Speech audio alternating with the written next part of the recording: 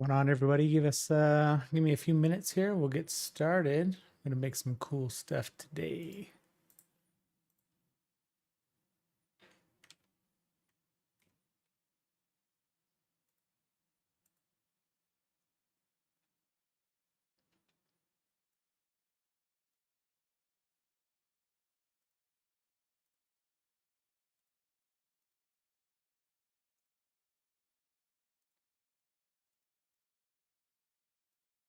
Just kind of go ahead and post these. See if we can get some people join up here. Whether you watch it live or record it afterwards, I'm gonna go through some pretty cool techniques and workflow that I usually do for making some new art. And this one was pretty fun and pretty quick.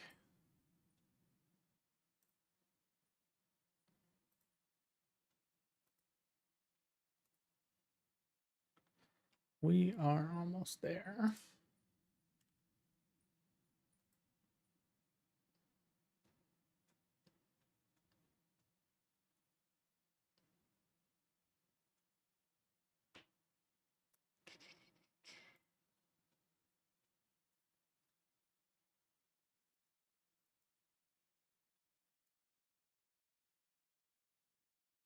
Post just a couple quick things here on Discord. Let some people know.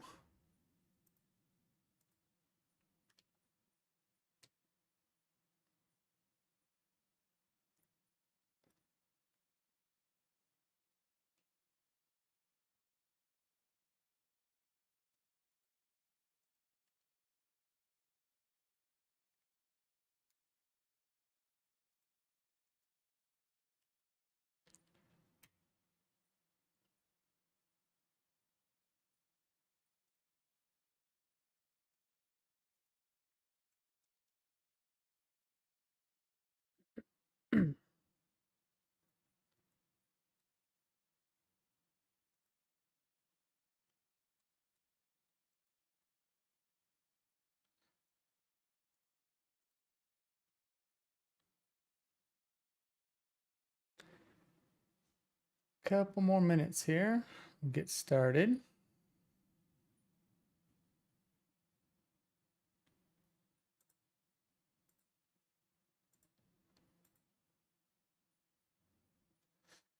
I did use some assets for this, so I will probably link those down in the description.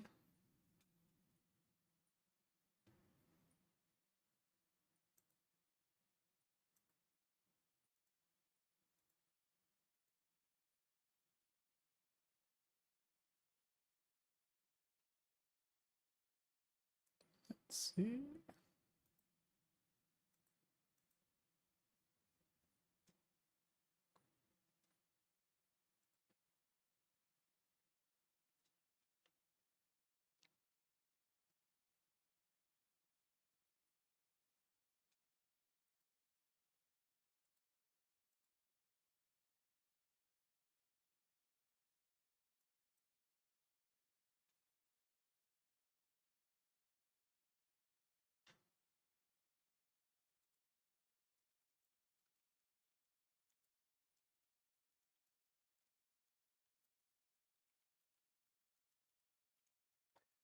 And if we get a few people in here, if you guys have questions and stuff like that, always willing to chat here, and we'll see if there's anything we can help you with too. I know I get a lot of people on Discord and stuff that are always asking unreal questions, and we might be able to do a little bit of Q&A as we're going.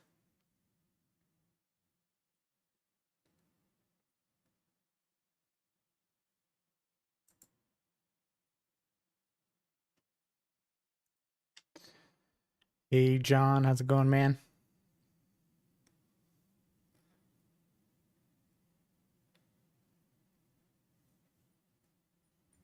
I'm doing good. We're about ready to do a little live stream here of making some artwork. So, and as you can see by the preview here, this is kind of what we're going to be making. Pretty cool. Let's jump on over here. So this is the final scene here. It's going to look real weird because we are currently actually in Lumen, and I did build it out to render in path tracing mode instead of Lumen. So some of this is going to seem a little crazy. Let's hop out of the camera real quick and kind of see. It's going to be a little bit dark, but have this pretty cool underwater scene here with some pretty cool scatter. We got a lot of, let me just hide these dust particles here. Definitely going to need those in the final, but makes it a little bit easier to see here. We do have a couple cool assets that we're going to be using. Some of these assets are paid, but of course you can always switch out for your own stuff. You know, I know there's plenty of kind of spacesuit looking dudes on Sketchfab and CG Trader, stuff like that. It's free. For the most part, there's going to be a few other things that we use that are paid, but they are well worth it. But we're going to be using some Meascans stuff and things like that, and a couple other free assets like this shark. So let's jump right into it. We're also going to mess around with a little bit of Niagara fluids. You could always do this in just regular Niagara or something instead of Niagara fluids if you feel like your PC can't handle it. Yeah, so let's get started. I'm going to go ahead and use the same project here, but we're going to start on a new level. And what I want to start with is probably the main ground piece. So what we're going to do. Oh, okay. Hey, John, it looks like you're messing around in Ark Survival, the new probably Survival Ascending or something like that. It looks pretty cool. I actually can't wait for number 2, though. So let's get started here. So what I'm going to do first is I'm actually going to use my Displacer plugin or tool. If you don't have that, go check it out. I'll leave the links in the description for all these things that you can go. But if you just search Displacer on the Unreal Marketplace, it's a pretty cool way to be able to displace things dynamically and non-destructively, so we can kind of get the look that we want right away. And then we can start going from there. And I know I'm going to want a pretty cool, like kind of sandy texture for the bottom. So this here is our Displacer tool. And what we're going to do is hop on over here into the settings. We are going to grab a static mesh. There's one included with the Displacer. It's a nice, pretty good dense plane. So you can see it's got a lot of polys in there already. That's going to be great for displacing it. Let's go ahead, and what we're going to do is I use the Quixel Bridge and Meascans to find a sand texture. I'm pretty sure I already have this, so let's hop on over to local and Meascans, and I want to say it's called sand. You can see there's a bunch of other stuff here that we're actually going to be needing, but this one here is what I use, the Thai rippled sand. So I would download it probably in highest quality that you can get. Works pretty well. So I have that in the project, and we're going to go ahead and jump in and add that. So let's go under Meascans. You're going to see a lot of stuff here in the content browser because I was adding some other stuff that I was trying out. Some things I used and some things I didn't use. So let's go over here. We're going to take and drag and drop that material on there. And awesome, looks pretty good. Now with the Displacer tool, what you do is you come over here to your options, and it's going to ask for a displacement map. So it's usually this one here. It's the packaged one. I'm part of Meascans. So you have your diffuse, normal, and then there's like a packaged one that's got multiple color layers in there. So you can see as I dropped that on there, it's already starting to do a little bit of displacement. I think we're going to want to crank that up a little bit more. So we're going to add a higher displacement value. 20, it seems like a little too much. Let's do 15. I think 15 is going to probably look pretty good. Yeah, it's nice, good displacement there. It's going to make it look a lot nicer than just a plain Jane material with the normal map. And then what we're going to do is, I think we're pretty much set on this piece. So that's going to work for us. And what you can do is you can leave it in Displacer if you want to. And if you decide you want to leave it in Displacer, you can always freeze the script here. And now you can move it around pretty easy and quick and copy, duplicate it and stuff. But we're actually going to make some changes to this, and we're going to warp it and modify it. So what we're going to do is we're actually going to convert that. So we're going to go up here to modeling tools. If you don't have that enabled, go to your plugins and enable modeling. Also for the displacer tool, you need geometry script enabled. So you would go to your plugins and search geometry script, make sure geometry script is enabled. We're also going to need some other stuff. So just search fluid. So we're going to do Niagara fluids. And I would also search Niagara caching, because you're going to want to probably cache that Niagara fluid just so we can get better performance out of it. And as I mentioned before, you're going to want to, we did geometry script, Niagara fluids, and Niagara caching. And the other thing we're going to want to do, if you don't have the modeling tools. So search modeling, if I can spell right, modeling here, and turn on modeling tools editor. If you don't know, there's a lot of modeling tools built in Unreal. So you can do a lot of basic stuff without having to hop over in any other software. So anyways, under modeling tools here, we go under Xform here, which they've changed a lot of this stuff and it's kind of throwing me off a little bit, but you go to convert and it's going to ask you, what do you want to convert it to? We're just going to choose a static mesh. It's going to transfer materials and everything. These are like the defaults. So now you can see in our level, we're going to give it a name here. We're just going to call this sand. And now it is a static mesh. You could also enable nanite on this and stuff if you want to. So let's go ahead and do that. Let's hop in and we're going to enable nanite support. And one thing you're going to want to do, because we plan on doing this in path tracing, which you don't have to, but my workflow is typically path tracing. So I'm going to make sure I do this now. We're going to take the fallback target. We're going to set that to relative error. You may not see this here if you're on older version. This is 5.3, so it does have a couple of other options here. And we're going to set that to 0. Basically what this is going to do is going to allow path tracing to have good shadows on top of nanite stuff. Unfortunately, it's just kind of how nanite works and path tracing, but you need to do this. That way you still have nanite support for performance, but it doesn't mess up your shadows with ray tracing or path tracing. All right. Let's hop out of that now that that is saved, and we can even double check it, go up to lit, visualize, and triangles, and sure enough, it is nanite. All right, and I think we are going to need, let's see, let's go ahead and drag in a character just so we can get some scale and some reference of size. As I mentioned, I'm going to be using this here. So the company is Big, Medium, Small, and they make some incredible asset packs. And this is from their asset pack called Astronova. And so I'm going to come in here and grab the characters. It is a really great high detailed character. The clothing and the suit is awesome. There's options to be able to change the attachments, the colors, the skins. There's face options. And what's really cool is they have a bunch of pre-made poses. So we're literally just going to drop in a pre-made pose for this particular one. And I want to say, let's see, let's pick this one. I'm not sure if this is the exact same one that we picked before. Probably not, but let's see. That's the one there. And so I'm going to go ahead and drag and drop that in there. I like to work from the origin point. That way, like whatever my main focus is at the origin, and I can kind of build out from there. So I'm going to zero out the position. And then what I'm going to do is I'm actually going to set this to 100.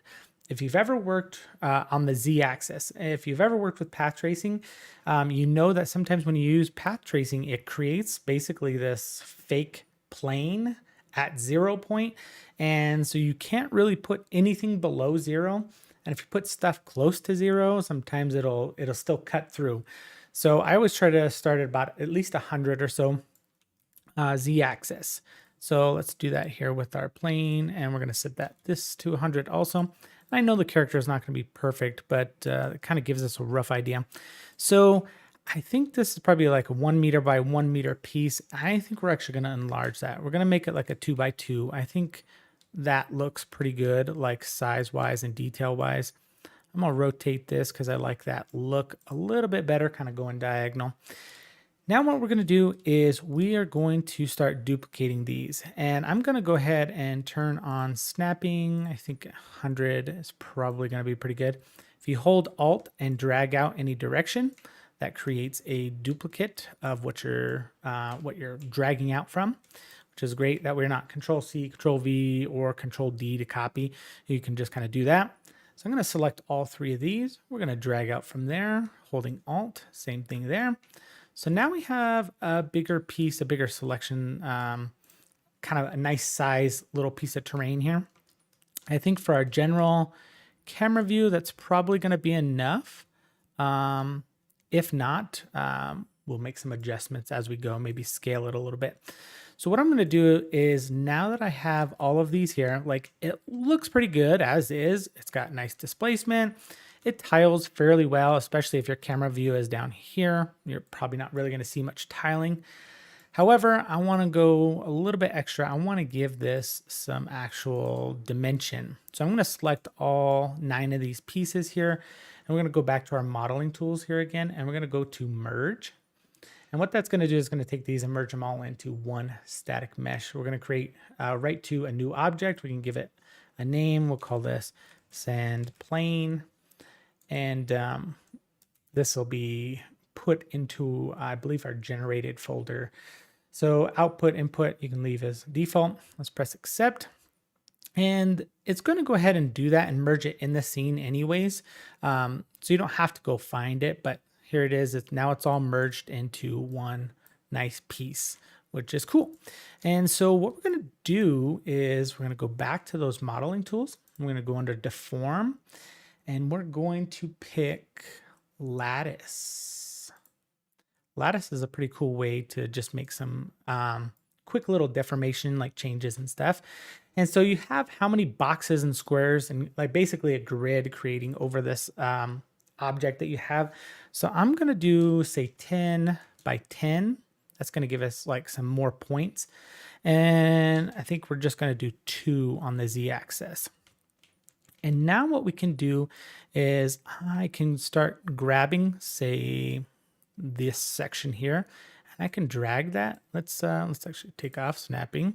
I can start dragging that, kind of moving it around just to create a little bit of deformation.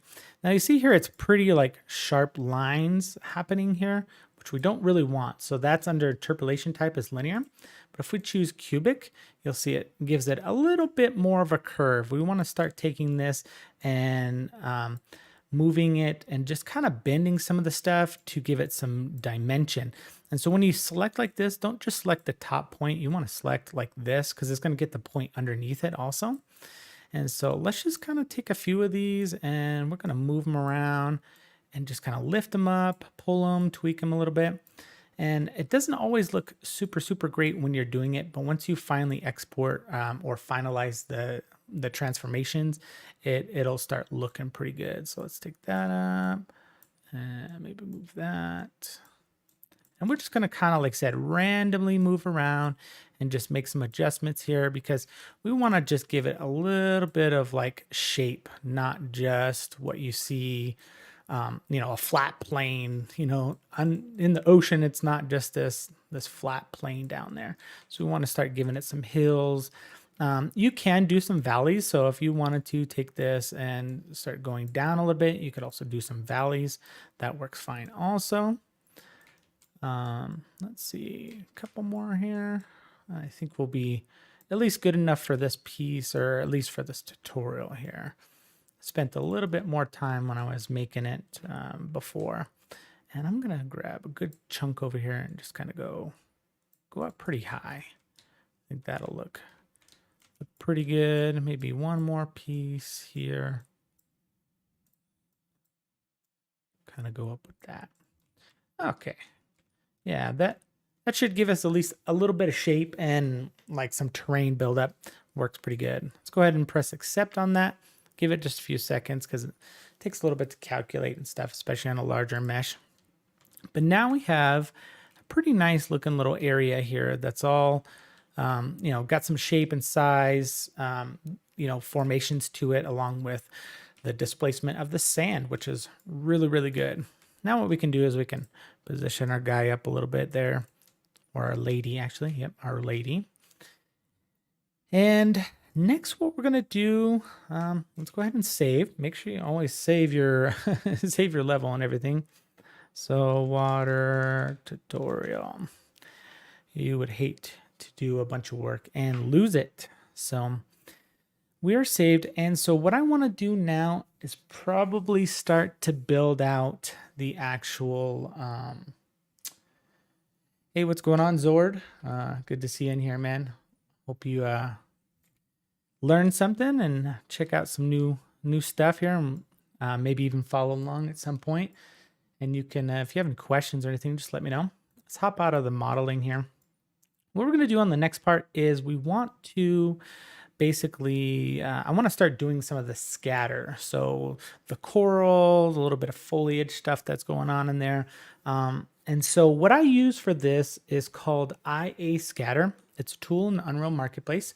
It is really, really nice. I don't know if it's built off of the PCG system or not, but it does a lot of the same stuff that the PCG system does. I just find it a little bit simpler and it's like ready to go. I don't have to build out graphs. I know I could always save one, but I just like the way it works. It works pretty well. And I think we might actually make this just a little bit bigger. Let's go like 1.2 on that. That'll give us a slightly bigger area. So what I'm going to do is under the content browser, it's got kind of a weird name here. I want to say it's the guy's name. That's why it's called IA Scatter. In this, you also need geometry script enabled for it to work best. So I'm going to grab this tool and drop it in there.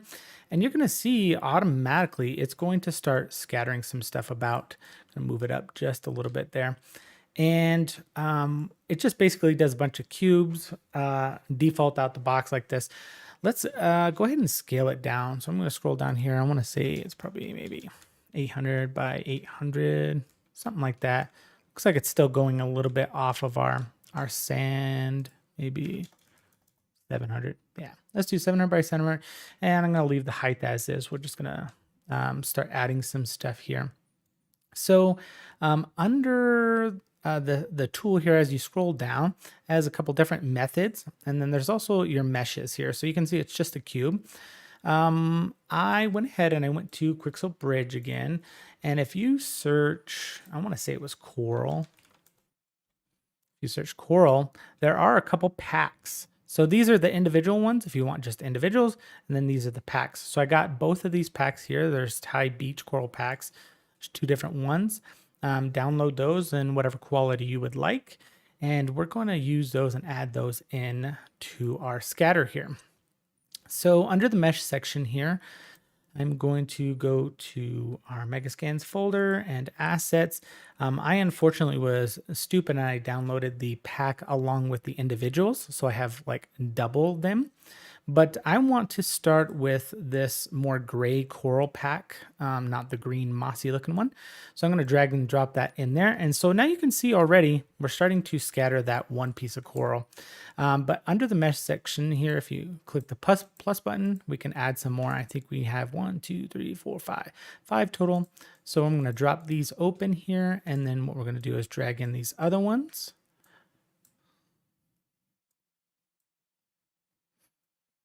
And there we go. So now we are scattering all of those pieces here.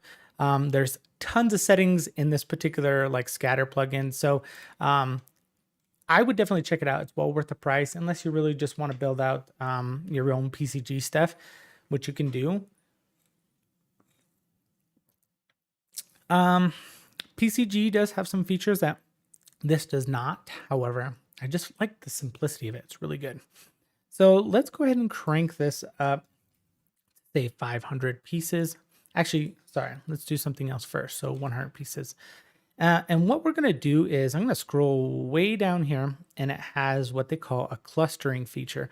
And so I kind of want these to cluster together in like bunches and maybe even stack on top of each other.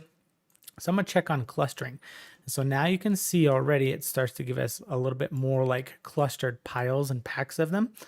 And what I'm also going to do is we're going to set the rotation and stuff of everything. So under the scatter scale here, there's uniform scaling. So we also need to adjust the scaling here. I'm going to uncheck these here. These are like specific offsets, but you give it a range. So like a minimum of say 1 to 2.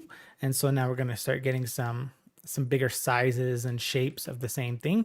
And we need to make some adjustments because we don't want it to spawn on top of our character there. So let's scroll back up, and there is a section where you can, there's a couple different methods. You can tell it to only spawn on top of this particular mesh and nowhere else, or you can tell it to just spawn in general, everything below it. And what it'll do is you can set up certain points that you want it to ignore. What's going on, Oxy? Yeah, thanks, man. I appreciate it. Jump on in and take a look. I'm going to go over some different methods and stuff on how to recreate this. So what I'm going to do though is sometimes the spawn only on a specific object doesn't seem to work exactly the way I would like it to. So I'm going to do the ignore method. And so there is a section here where you scroll down and it's going to say, not that one. I always get lost finding it because there's so many stinking options here. Right here, actors to ignore from the trace. So I'm going to add one. I'm going to use this to select our character. And so now you can see it's not trying to spawn on our character, only everything else that's below it like that. What we're going to do is add some random rotation and stuff. So under max location rotation, this is location. So you can also set min and max of like how far and deep it does on top of something, which is pretty cool. We want rotation here. So on the Z-axis, I'm going to go ahead and set it to 360 because we want it to rotate full 360 all the way around. And then what I'm going to do is probably change the X and Y to like minimum of -15, -15, and then probably a +15 on the max. And that's just going to give us a little bit more variation. So it's not always the same tops of each one. There's a little bit of like rotation in all directions. But some of these you don't really want to rotate a full 360 because they just won't look very good. Let's go ahead. We're not going to do any specific scattering other than that. We got the clustering. Let's also scroll back up. There is a section that says trace complex. So I usually check that because what I want it to do is I want it to look at the complexity of the scene as it's shooting the traces down, and it's going to pick a much more detailed trace instead of very simplistic. You can see here now we start to get some stacking, which looks pretty awesome. This is a little large and a little big and kind of in the way. So what we can do is we can take this and adjust the height, and that will start to change our trace so that things don't go quite as high above what the area. We may not want it to go quite that big. We still need to keep it up above. Let's actually just keep it there. And then what we're going to do is we're going to make some changes here to the height also, or the scaling. Uniform scale, let's go from like 0.5 to 1.5 instead. Instead of 2. 2 is, I think, a little too big for the scene. So really, this is already starting to look good. This is going to take some time. You could always just go in and paint this and stuff. It would be a little bit difficult to stack them like this and kind of clump them up when you're just doing the foliage tool. So I like this, although you don't have complete freedom over where everything goes because it's procedurally like scattering it. So what we want to do is, I think this is pretty close to where we're going to need it. At the very top, you can always go through what they call the seed. And so the seed number is like basically a different seed of where you want it to scatter. So as you start typing in numbers, you'll get different layouts. And actually, I kind of like 3. That looks pretty good. And you can always move our character a little bit if we need to. If you really like the setup, but he's just not, or she's not where it needs to be, you can always change that. So let's just go with 3 for now. I kind of like that. Looks pretty good. We're already starting to get some pretty cool scatter and effects, and it's stacking on top of each other and clumping up. Looks good. So what I'm going to do now is I'm going to actually duplicate this scatter, because what I want to do is I want to scatter those other rocks. You could do these all together, but what's great about duplicating and creating multiple scatters is you can have some different settings. So maybe I don't want the other ones to stack as much as each other, as much as these are, or I want to have like a different clustering amount or a number. It just makes it a little bit easier. So under our scatter 2, I am going to replace all of these meshes here with these other ones here. 1, 2, 3, 4, 5 again. So let's go through and replace these. And it's going to look weird at first because you're going to notice like it's like in the same spot. Why is it in the same spot? It's because a lot of it just has to do with the seed and stuff. So it's going to create it in the same spot. But what we're going to do is I don't want this green stuff to be on top of this other coral or in it or anything like that. Maybe a little bit in it, but not on top of it. So just like we did with our character, how we set up an ignore, we're going to set up another one. We're going to add another ignore. Sorry, that was the wrong one.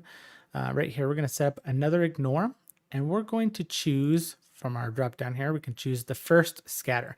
So now you can see we have some scatter inside of it and around it, but not necessarily on top of it. And we don't necessarily want it only in these spots either. So let's go ahead and go to our seed again, and let's change our seed up. Let's see if we can get something that actually looks pretty good. That was number 1. And you just kind of type in some numbers. Number 4 is pretty good also. You know, let's go with number 4. I am liking that. That looks pretty good. And what we also need to do is, right now it looks okay, but if I was to take our first scatter and refresh that, it would try to stack on top of the second scatter. So we need to add the second scatter as an ignore into the first scatter.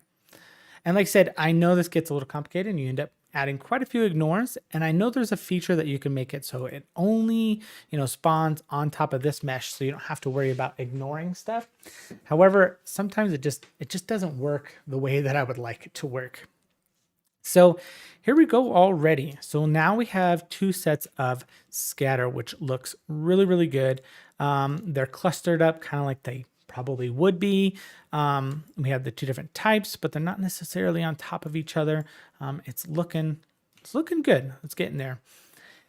Now, let's go ahead and do our foliage too. And like I mentioned before, I did set up all this coral is all set up as nanite. So if we go to our triangles visualization for nanite, it is nanite. So we're still going to get good performance out of it. All of these meshes were set up with a relative fallback error of 0, which helps it look good and path tracing. So make sure you do that. There are some other cool tools that can help you fix that, but sometimes it's just better to set that yourself and then be done with it. What we're going to do now is do the foliage. So I am going to take and duplicate this scatter. So I did this a little bit differently in my exact project that you saw, where I put 2 more, basically 1 for each type of foliage. That way it scatters. So let's do that. Let's go ahead and let's go up to our meshes and let's go to our Meascans. And this is the same thing. I searched Quickscope Bridge again. Let's just hop on over there. And I think I just went under 3D plants and then aquatic and submerged.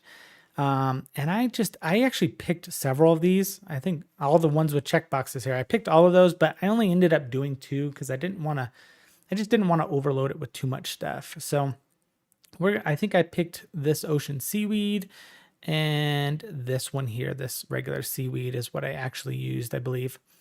So we'll just do the same thing there.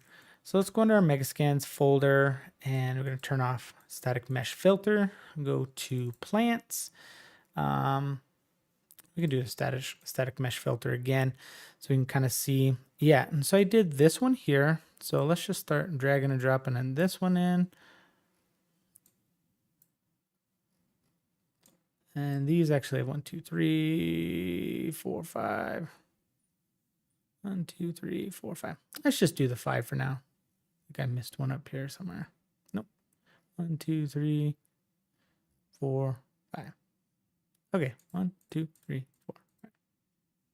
What am I missing? Something's wrong here. Start with that one. Let's go in reverse. Just want to make sure we have at least 5 of them. Give us some variations. Okay, and you can see these are pretty big meshes.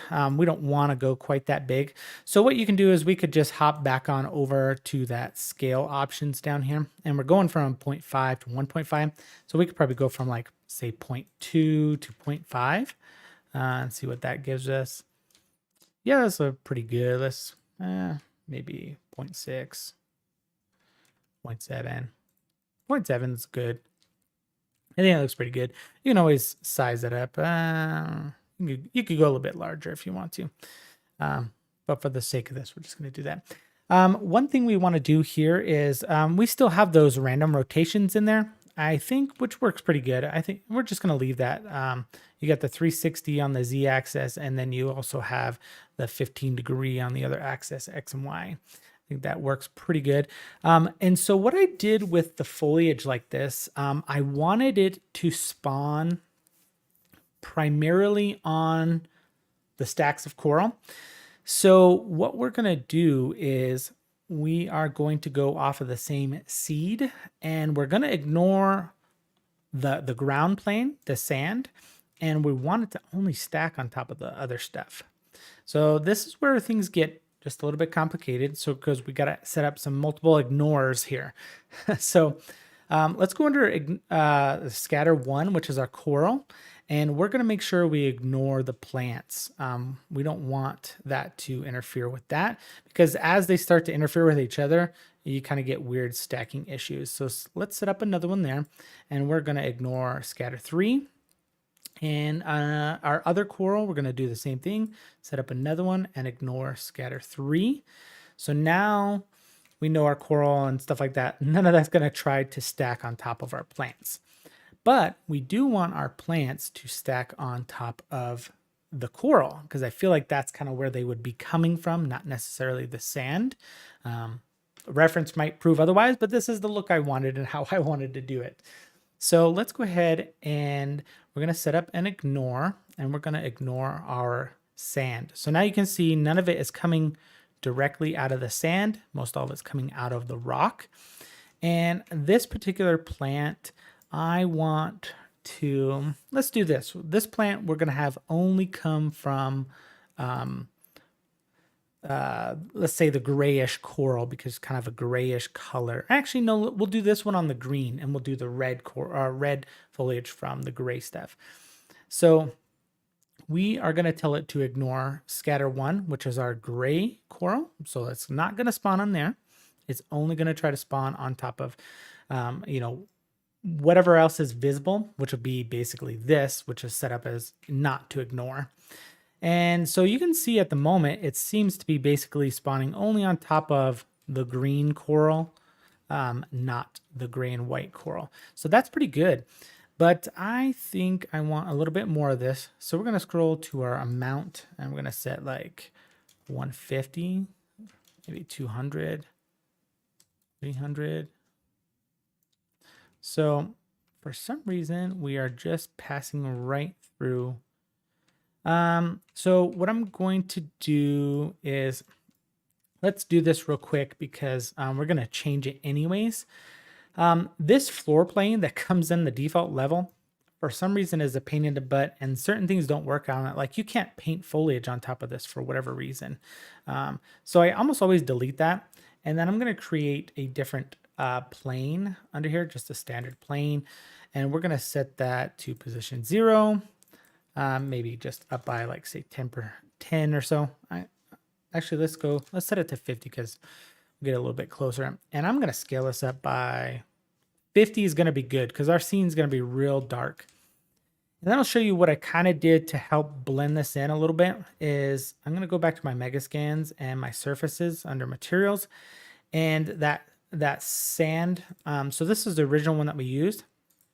I made a duplicate of it, that way I don't affect it, and came up to tiling, and I set the tiling to like 50 by 50, which we're probably actually going to do 25 by 25 on that.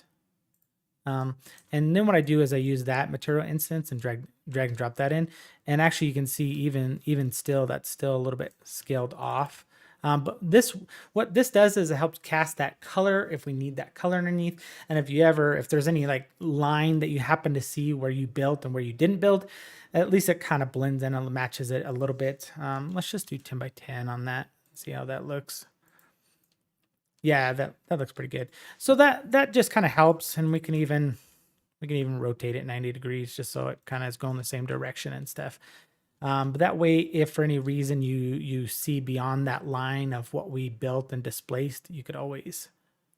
So we don't want to clip up through like that. We just want to be right below it there. Cool. So now if we go back to our foliage, and what we'll do is we're going to set that plane up as an ignore so that it doesn't try to spawn on that plane below, because what it was doing, it was detecting that plane below and it would spawn on top of it. And that was where a bunch of our pieces were going down to that instead of spawning where we want it to spawn. So one more ignore, and let's choose our plane. And so now you can see it changed up quite a bit here, spawning on top of these pieces here. And I don't think we have quite as much. Yeah, there's not anything really going through the floor or anything like that anymore. Perfect. If you guys have any questions or anything like that, just let me know. Drop them in the chat. I'll try to hit them up here, and when I get a chance, and we can always go through some stuff.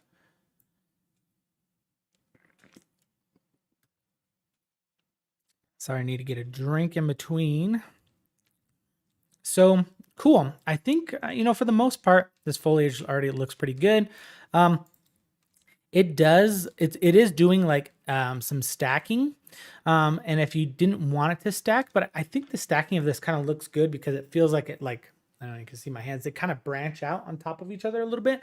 And I think that looks pretty cool. It looks a little more like probably coral or normal, seaweed or something underwater. But if you didn't want that, there is a setting here towards the top of our thing where you can ignore yourself or ignore the self. So what it does is it tries not to spawn on top of itself. One last thing I'm going to do is what we can do is select our coral that we're going to be spawning on, and we can check the seed number on that. So the seed number for that one, I want to say, is 4. And what we can do is I want to say it creates basically the same pattern if we use the same seed number, which actually now that I select it, you can see it's already doing the same seed number. So if we did change that, you could see it would kind of jump around a little bit. And even number 1 could be pretty good. But I think if you pick the same seed number, I think that's kind of nice because it's going to try to create that same pattern essentially. So that works pretty good there. Next, let's go ahead and we're going to duplicate this again so that we can add the other foliage. And then this one, what we're going to do is we're going to add it on top of the white coral there. So this one, let's change our meshes so it's kind of easy to see. Usually you want to do that right away because it's going to make it a lot easier to see what you're doing when you can see which models you're working on. I want to say I did these red ones here. Looks like there's 4 of them. There's some other cool. Let's see. Let's do this one because there's 5, but it's at least a different color.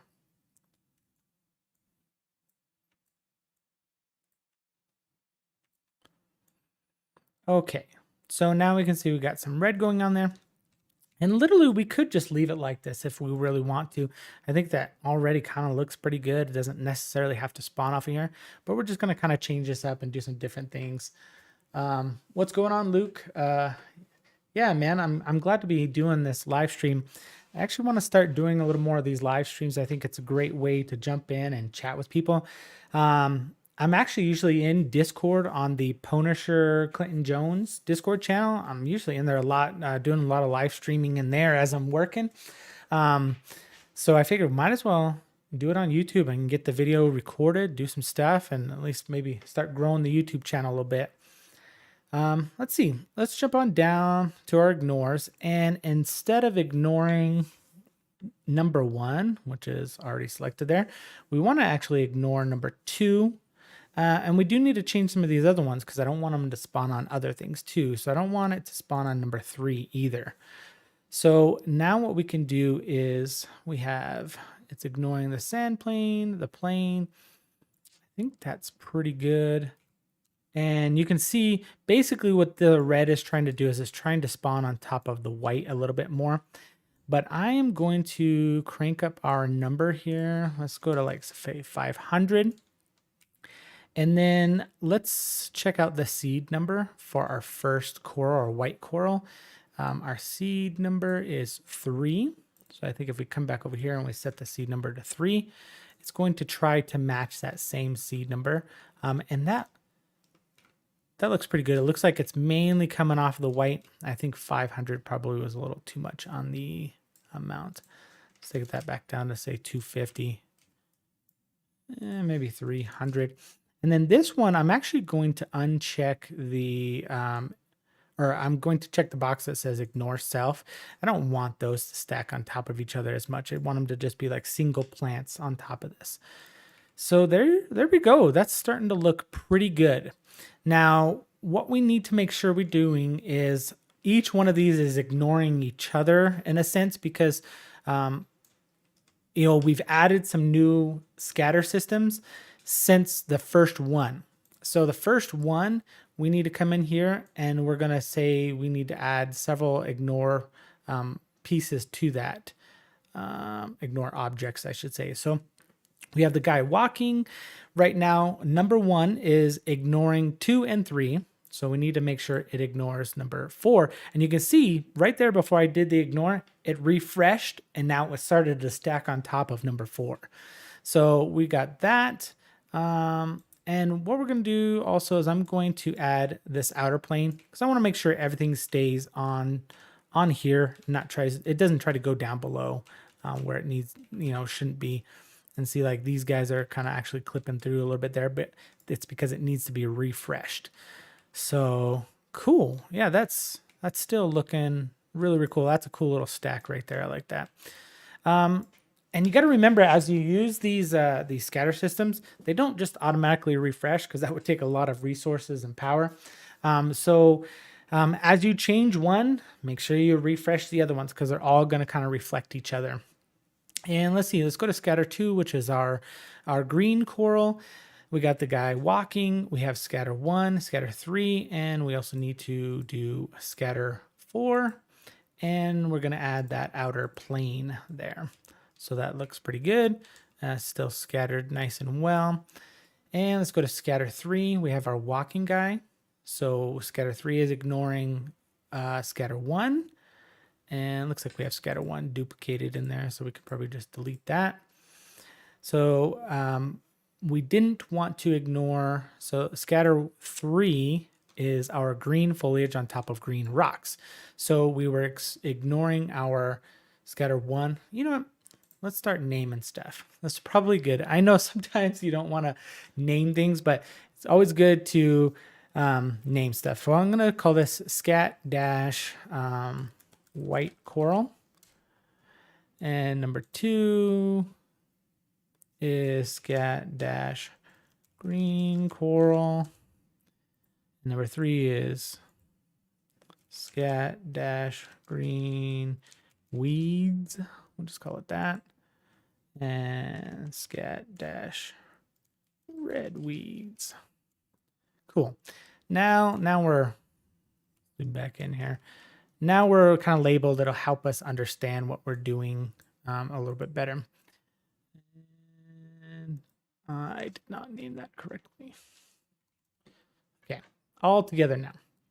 So I think we're doing pretty good here. Let's just double check. I know this gets a little bit confusing, but this is kind of what we got to do, what we got to make sure we're moving on here.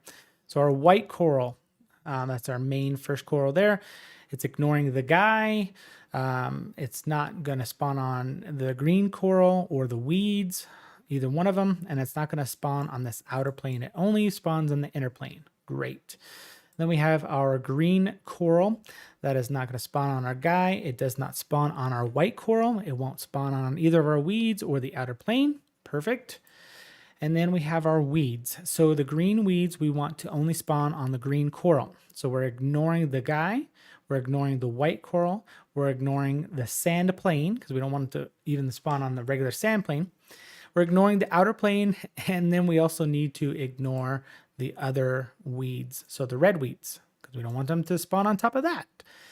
And so the red weeds, we are ignoring the guy, the green weeds, the sand plane, the green coral, and the outer plane because we don't have the white coral in there because we actually want it to spawn on top of the white coral.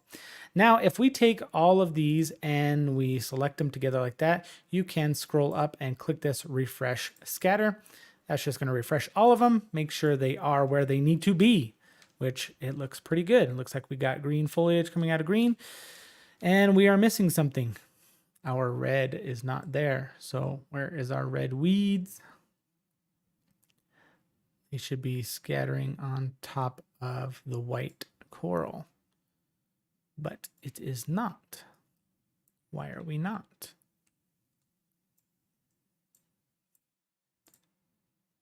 Now, let's just click refresh. So refreshed it, there we go. So red on top of white, green on top of green. That is looking pretty sweet. Gives us a pretty cool underwater type feel. We're going to get into the actual color and grading and stuff like that here in just a little bit. We just want to build the environment before we start making everything super dark, and that becomes pretty hard to see everything. So let's go ahead. We got our guy and that. In my final shot, I added a shark. So there is, if you search, I'm going to leave all these links down in the description if you want to check them out later on. But there is a free underwater blueprint that you can get by a guy on Gumroad. It's actually really cool. I did not use that for this because I wanted to have a little more control. I wanted to kind of build, not from scratch, but I wanted to create the vibe and look without having to worry about what limitations that might have or might not. You can always check that out. It has a lot of cool stuff included. It's got like swimming fish and all sorts of cool stuff like that. If you wanted to do an animation with a scene like this, you could always use the simple wind on the coral, which would look pretty, or on the weeds. That'd look pretty sweet. Lots of cool stuff that you could do. I knew I was going to be doing a still image with path tracing, so I kind of built it out specifically for that. Now what we can do, I'll show you one more scatter. There's probably some better ways of doing this. I had a little bit of a hard time scattering the fish. At first I wanted to use a Niagara particle system, but the problem with the Niagara particle system, it doesn't seem to recognize, like you could tell it to direct the fish in different directions, but for some reason, path tracing ignores that. So they were all just going the same direction, and it was very annoying. So what I ended up doing is using this same AI scatter, IA scatter, to create basically a volume of fish. I'm gonna show that to you first, real quick, how I basically did it. So let's do another scatter, but this one I'm actually gonna start fresh on my own. And I'm going to build it over here out of the way. So let's grab our scatter tool. I'll drop that in and let's make this smaller. Let's just do 600 by 600. And then what I did is you can tell it what to spawn on top of. Like right now, it's basically shooting rays from the sky, and whatever it hits on its way down, that's what it lands on, it scatters on. But we want it to actually use a shape. So I'm going to take this sphere and I'm going to say scale it up about like that or so.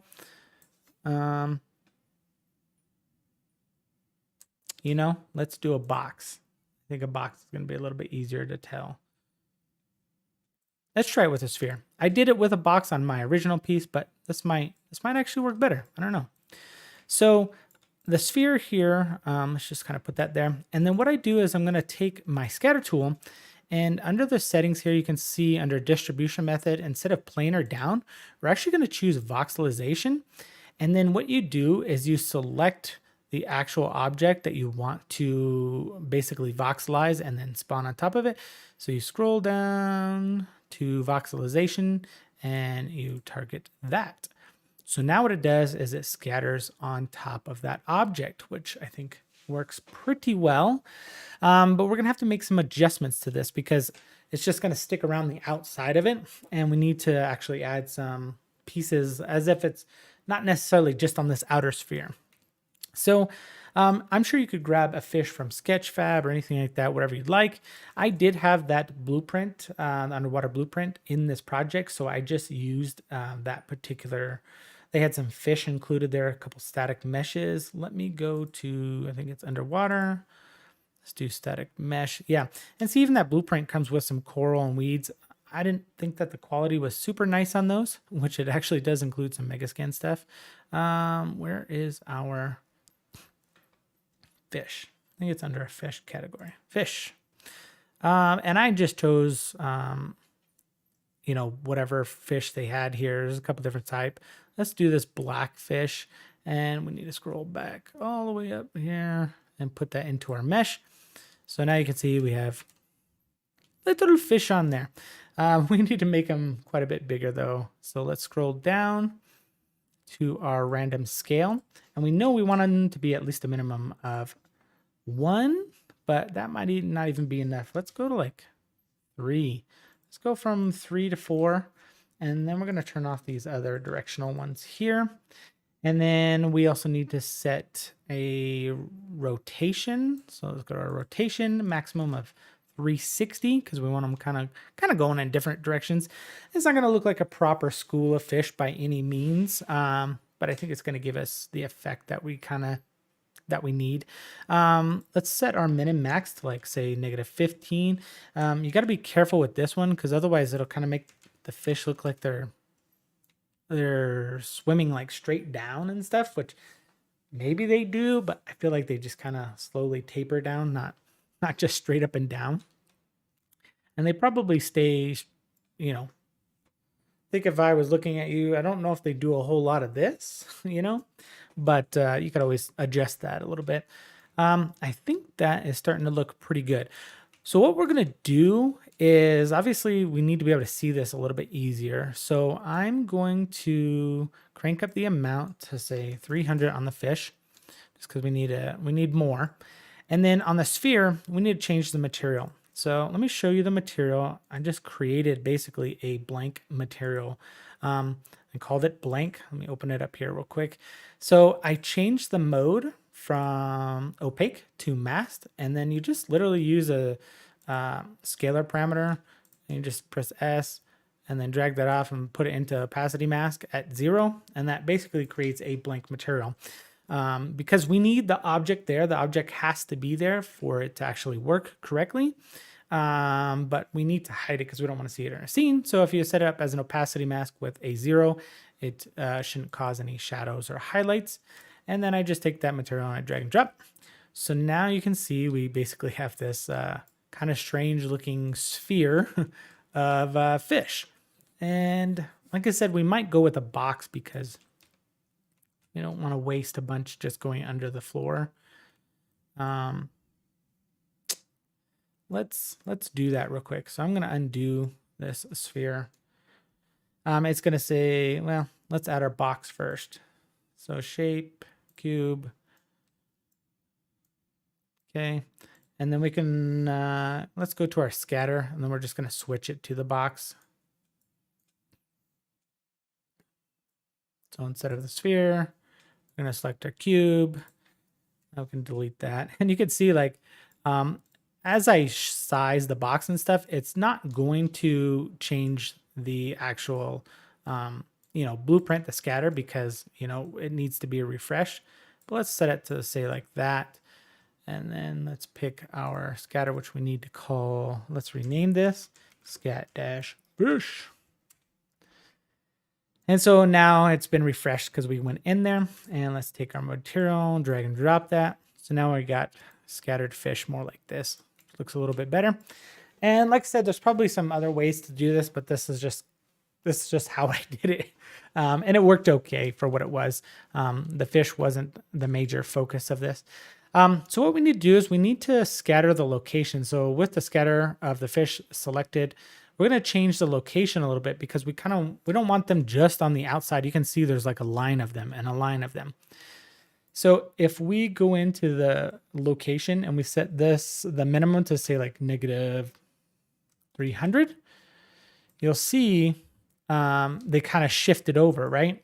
And then we'll set the maximum to say 300. So now they're shifting both that direction and that direction. And then on the X and Y, we're going to do the same thing. So it's -300 and then 300. So now you can see like we got stuff like in the middle too. And what we could do is we could actually take this direction here. I think this is the X. We could set those back to 0. So it's only scattering better like depth wise. And then maybe we don't want this straight line along the top.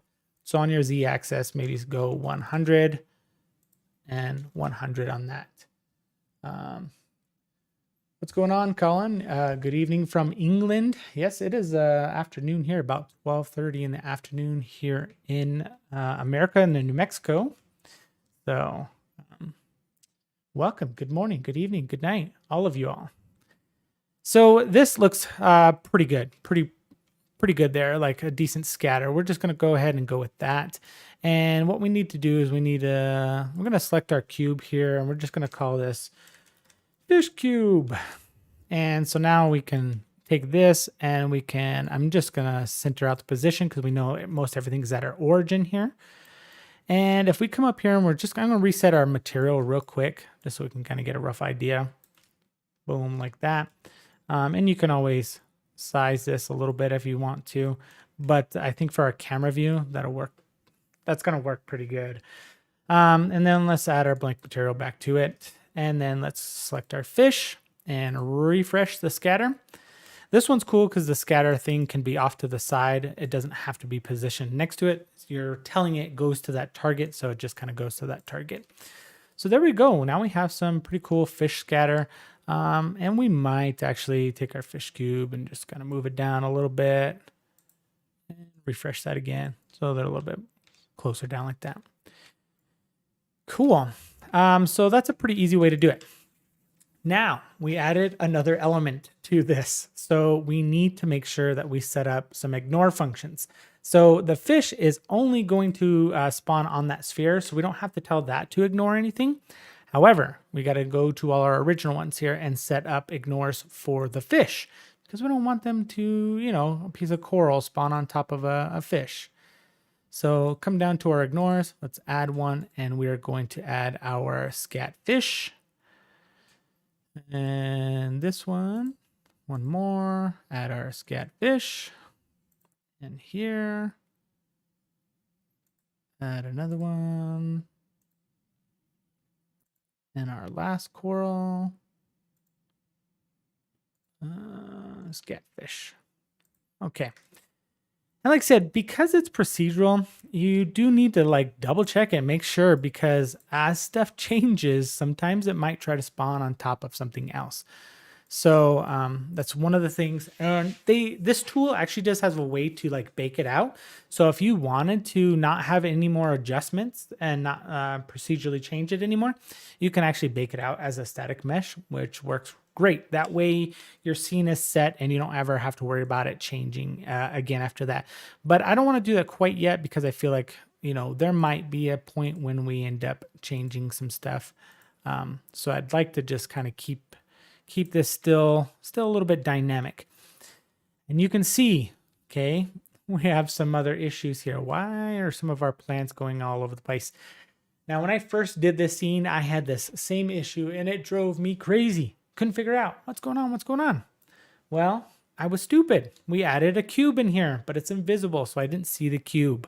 So we need to add the cube as another scatter point, or ignore point for the scatters. So let's go to our coral here. We'll scroll down to our ignores. Where are they at? And one more, and we're going to add our fish cube on there. And like I said, I know you can tell it to spawn only on something, so it kind of ignores everything else.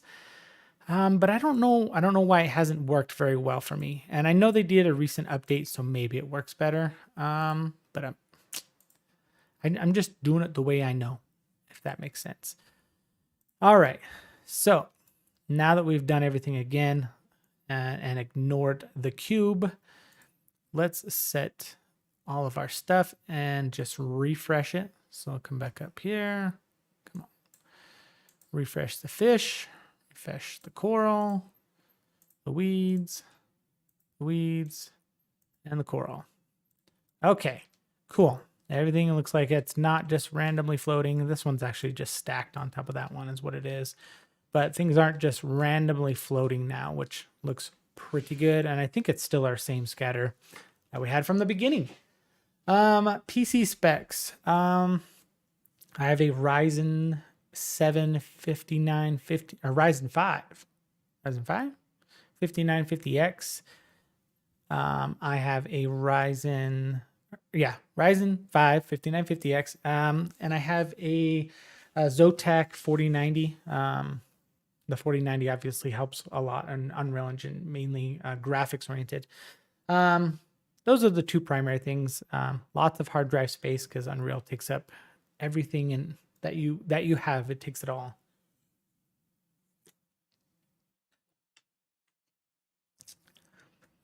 Okay, so now we got our pretty basic scene set up here.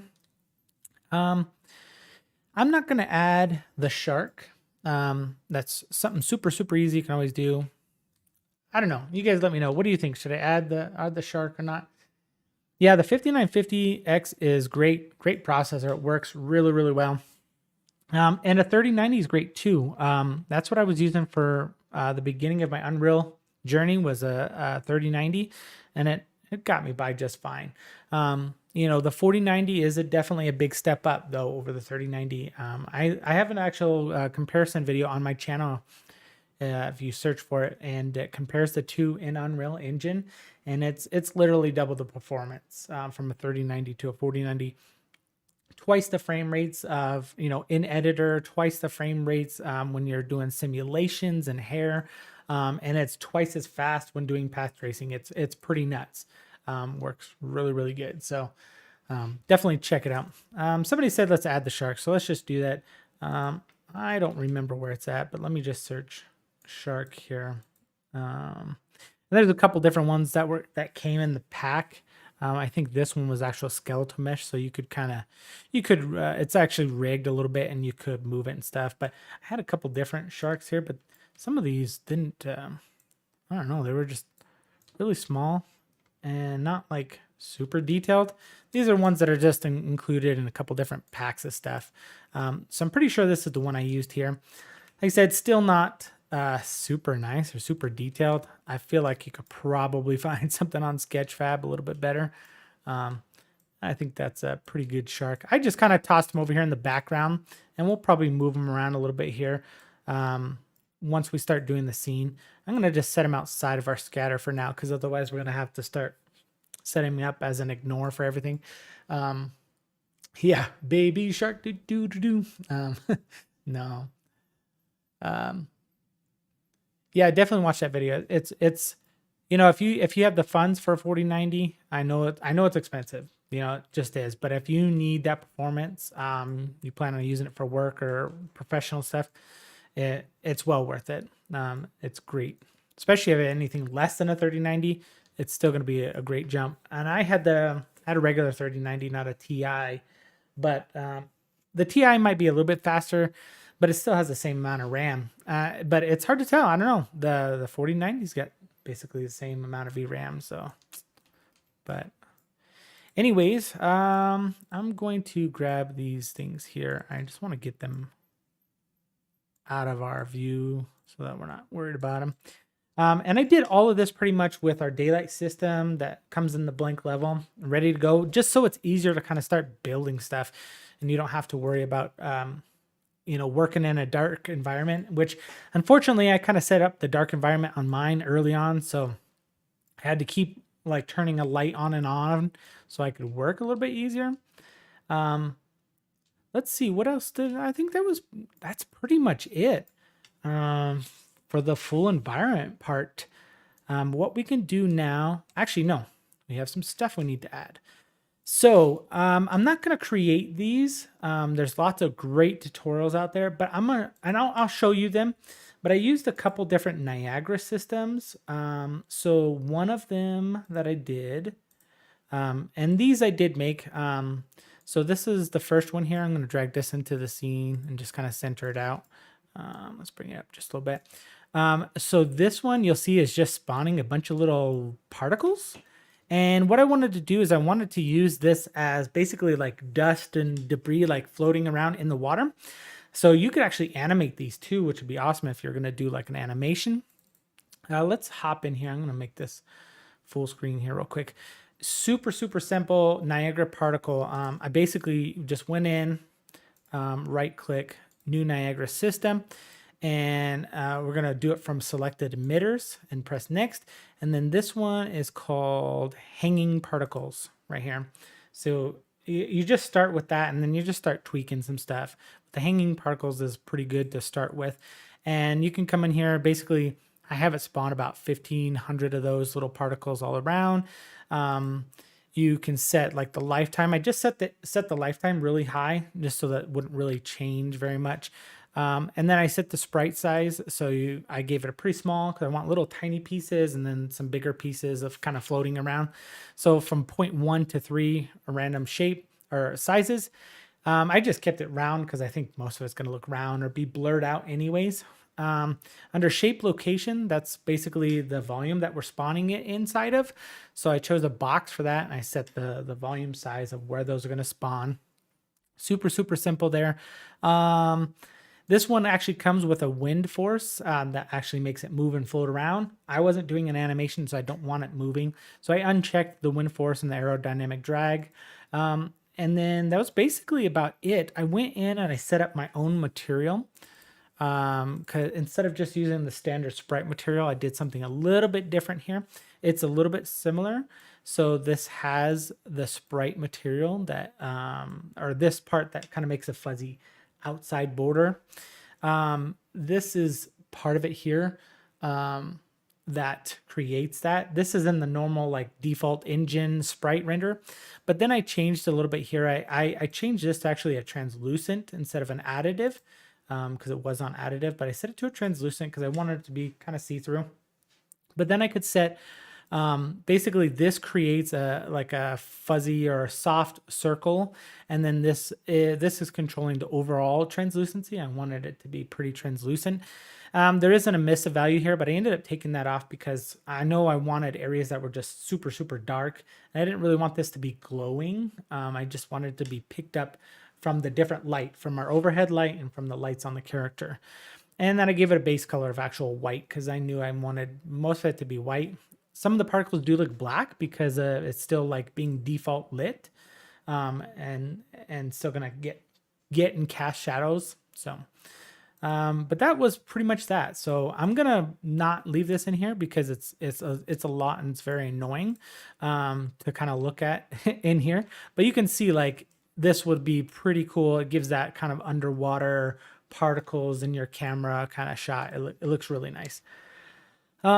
And then the next part, I guess we'll take a look at the Niagara fluids. If you haven't messed around with Niagara fluids, they're really cool. And you could do a lot with them. It does take a pretty good computer to do it.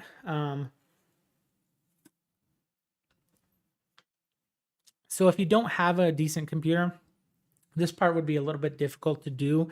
But you could definitely do like using sprites and like cards and stuff. You could create the trails that I added. I know you saw the in my actual render, I did kind of some dust trails coming off the back of the feet because I wanted to look like he was kicking up that sand and particles in the water. So you could always use like a regular Niagara system to do that. But I used Niagara Fluid because I wanted to look pretty cool and volumetric, and I knew, I could handle that. So I'll show you quickly kind of how I did that. So this is actually copied over from a different project. However, we'll put it in here and you can take a look at it. So let me rotate that. And it's already starting to like, it's animated and it's emitting and stuff. And you can see basically it's kind of shooting out and then it's slowly kind of dissipating and rising a little bit. So I didn't want it to rise like crazy like smoke does up in the air, but I wanted it to feel like it was kind of slowly spreading out. So there's a little bit of buoyancy and stuff there. Let me open this up and you can see here. So this is what it's actually doing here in the scene. And so the way Niagara fluids work like this, you're basically still using a standard particle system, like from Niagara, to emit the particles. And then there's basically a shader or a gas fluid that gets attached to those particles to create pretty looking smoke. So the particle system here, so I'm going to hide this here and just show you the particles. Let's see if you can actually see them or not here. They're very small right here, but it's basically just shooting out some particles from a shape on the side, shooting them out, and then they're just slowly dissipating. But all the dissipation and rise, that all happens within the fluid, not in the actual particle. Particle is just saying, hey, this is how I want this to start, and go from there. So the particles are just emitting out from, random sizes from a certain shape. I give it a little bit of velocity, so it's shooting, in that direction with a velocity. And then you can set stuff like your actual density and stuff. So once you connect the Niagara fluid, I recommend Redefine FX. If you search Redefine FX on YouTube, you'll find it. The guy's name is Jesse. He had a free course for Niagara fluids to learn it. Wonderful stuff. So he also has a paid course, and I did do the paid course myself, and it's well worth it. It was on sale. It's probably not anymore, but the free stuff is great. He's got stuff on his YouTube channel, on their website. Definitely check it out if you're interested in learning Niagara fluid stuff, because there's not a ton of resources out there for it because it's still pretty new, especially not with the water stuff. The smoke sim stuff, like there's a little bit, but anyways, so in the actual fluid here, we've designated our resolution and pressure iterization so that like you could set up collisions and all sorts of stuff like that. I actually turned collisions off on this because I didn't want it to be messing around with stuff. I knew the shot didn't really need it and it wasn't going to be colliding with anything crazy. And you set up basically a bounds for it, because it can't just be endless bounds because it would be very resource intensive. So you have to set up like a box of volume that it's going to do that from. And I set up, the buoyancy so that it would float a little bit and so forth. Like I said, there's lots that you can do here, but basically this is kind of how I created it to create that effect, which you can see here in the scene. And I think what I ended up doing is I kind of tossed this down a little bit further in the ground like that. So it looked like it was just barely coming from the feet and kind of going and just rising up in that area. And it looks a little funky in Unreal, but we haven't set up some of our lights, or I shouldn't say in Unreal. It looks a little funky in Lumen. But you can set it up properly for Lumen and stuff. And right now, none of our lights are really set up to work real well with this in the scene. So yeah, that was basically that. I'm gonna leave that there for now. It's not super resource intensive at the moment. But I knew I wanted that to kick up that sand. I thought it would look super, super cool. Yeah, Jesse's pretty cool, man. He does some really great videos and stuff for Niagara stuff. And if you ever want to learn some other cool simulation stuff like Embergen, things like that, he's got tutorials on that. So let's see. I think at this point we're probably about ready to start doing the lighting. So what I ended up doing is, let's first start with the lights on the suit. So this particular character has these cool like shoulder lamps. I was like, oh man, that's gonna work really well. I want to use those shoulder lamps. It's gonna look nice. Our lady is very hidden behind this glass. In my shot, I actually used my path tracing glass shader that's available on the marketplace. I'll leave links and stuff for that too. Works really, really great for path tracing glass. And I put that on the helmet so that it would look much nicer. There's imperfections and stuff like that that you can add to it. It looks really good. For now, I'm just going to kind of leave it as this glass. I think we switch over to path tracing. Yeah, it's still going to look pretty good.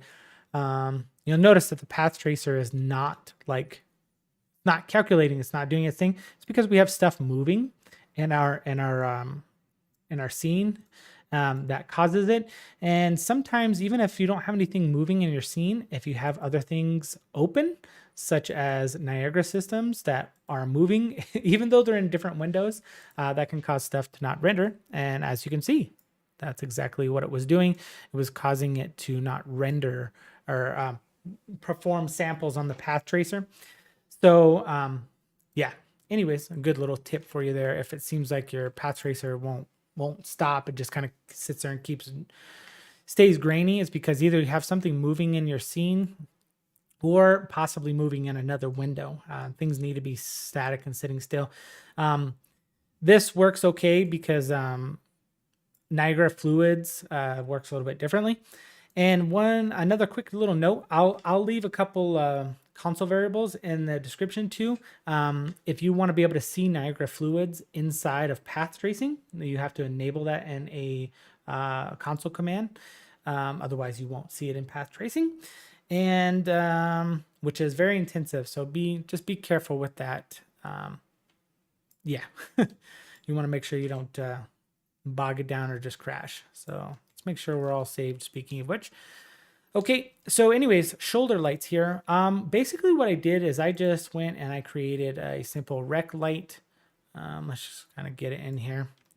And I took that rectangle light and just started to shape it to fit those lights. So I made them pretty small. Let's get rid of the barn doors for now. So move barn doors just so we can get our initial like shape of it. Our width is probably like, I don't know, maybe 5 or so. I think our height was 2, something like that. And then this just takes a little bit of time to just get it into our shot. Another quick tip, if you have troubles when you're trying to get close to stuff, this one's a really good one. Search near clip in the console command, and you'll see it there. It's called set near clip plane. Set that to 0, so now we can get nice and close to stuff without it models clipping out. So this is pretty close. I'm not going to get this exact, for the tutorial here, for the video, but you'll want to get this in, start to shape it and angle it and stuff like that to match those lights. And I think what I ended up doing, let's see, we could probably set this to like, say, 6 by 3. Is I actually ended up using the barn doors a little bit. So let's take our barn door length, because I wanted it to kind of shoot out a little bit more, not just totally bounce off of the clothes. I think it felt like it gave like a little too much attention to the clothes. So you can kind of spread this, and what also that does is it keeps more of like a targeted light source shooting out instead of like just this widespread. I wanted more like a spotlight. And so I'm just going to stick with 1 for now. We're not going to change a whole lot of other settings currently until we adjust the other lights, because you don't really want to dial your lights in until you know your basic setup. So let's do this. I typically do this a little bit earlier in my scene, but for the most part, we haven't had to change it yet because we haven't been messing around with lighting. But let's add our post-process volume. And so once you have your post-process volume done, let's go ahead. We search, we search bound, because we need to set it to infinite extent. It's like basically unbound, so it's going to affect your entire scene. Most people should know this. I'm going to move this off to the side for now. Yeah, otherwise your whatever settings in your post-process only happen when you're inside of the cube, or whatever that area is. You got to make sure you set it to unbound. Most people know this by now. And then there's a few things that I typically do always. So under bloom, under post-process, I always set the method to convolution. Convolution is a much nicer bloom, much more realistic. It's obviously more heavy, it's more intensive, but not by much. I mean, maybe for a game or something when you're trying to reach 60 FPS, but in editor and stuff, it's not that big of a deal. I usually just leave this at a typical value. You might have to take that down for some things because you'll get like crazy flares. And I'm not talking about like lens flare, but you'll get like a bloom flare. So bloom for sure. and exposure. So in here, I always just go in metering mode. I set that to manual, and you'll see with the exposure compensation set to 1, looks horrible. So what I typically do is I will create a scene with a sunlight in the scene, basic blank level sunlight like it comes. And then what I will do is I will set my exposure compensation to look good for that light. And then I will, even if I remove that light, I'll adjust all my other lights to fit that exposure compensation, okay? So I know that it's usually like 12. It's pretty close. Yeah, 12 is maybe a little hot, so let's go 11. And so now I know my exposure is locked in at 11. Okay, so what I want to do is I want to make sure all my other lights are graded and valued. The intensity of them are set to match that exposure. Okay, because I know, okay, bright, super bright sunlight, this is what my camera would be at. And I want that camera to just basically reflect that. A lot of times, if you start making all these adjustments to your camera and your post-process and all this stuff, sometimes it is so hard to figure out. I've helped multiple people many times, and they're like, I don't know why my light is like this or why this looks like this.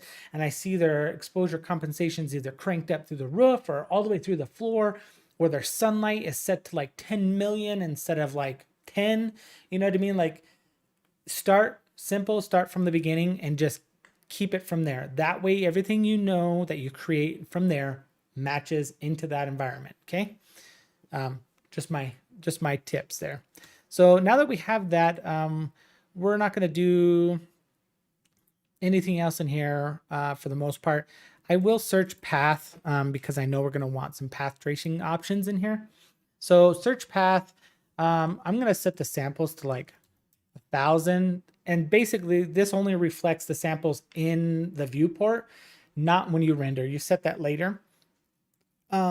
Max bounces, I take that down to like 8. We don't need 32 bounces for most things. Max exposure, I also set that to 3.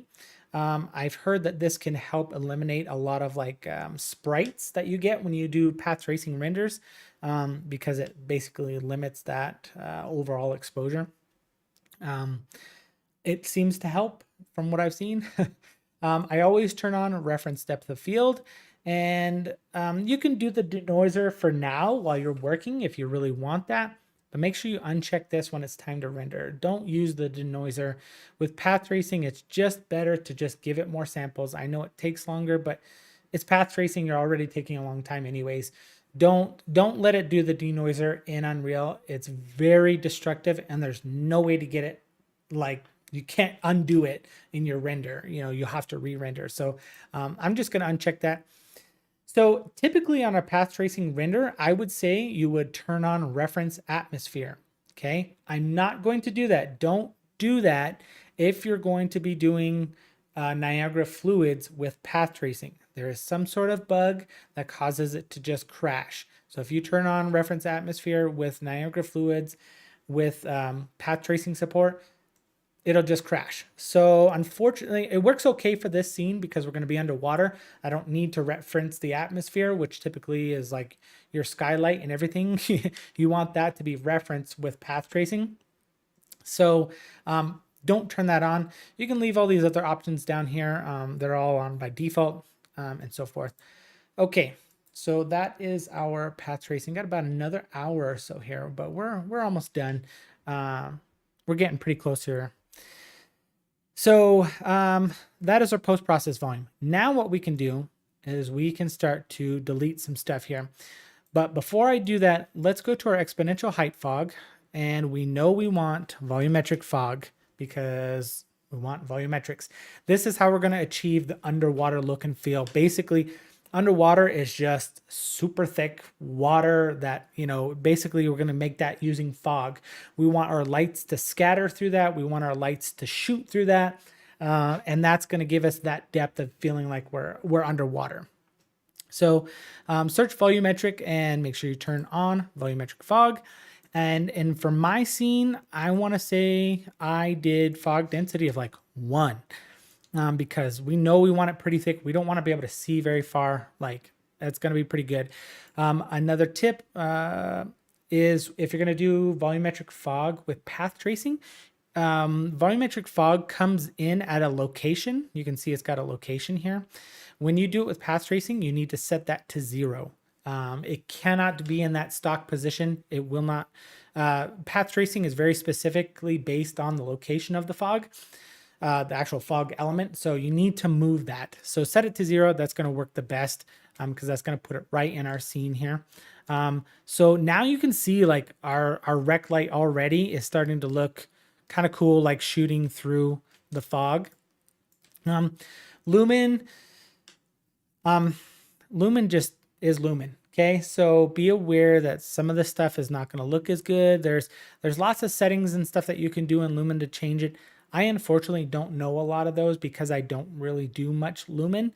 And if you want good quality, good renders, work in Lumen, but plan for path tracing renders. That's usually what I just try to recommend. But if you need Lumen for something specific, you want to just do a much faster render or an animation, look up some tutorials. I know there's some good stuff on how to like adjust your lights. You're getting a lot of this little flickering and stuff here, but there are settings and details both in your project settings and within your lights and stuff like that that you can adjust. All right. So next, let's go ahead. I'm just going to do the one. Yeah. Let's just duplicate this guy real quick here. We're just going to move him over here. I'm not even going to really position him exactly, but we want that other light to be there because he's got the 2 shoulder lines. And just do it right. Let's do it right. So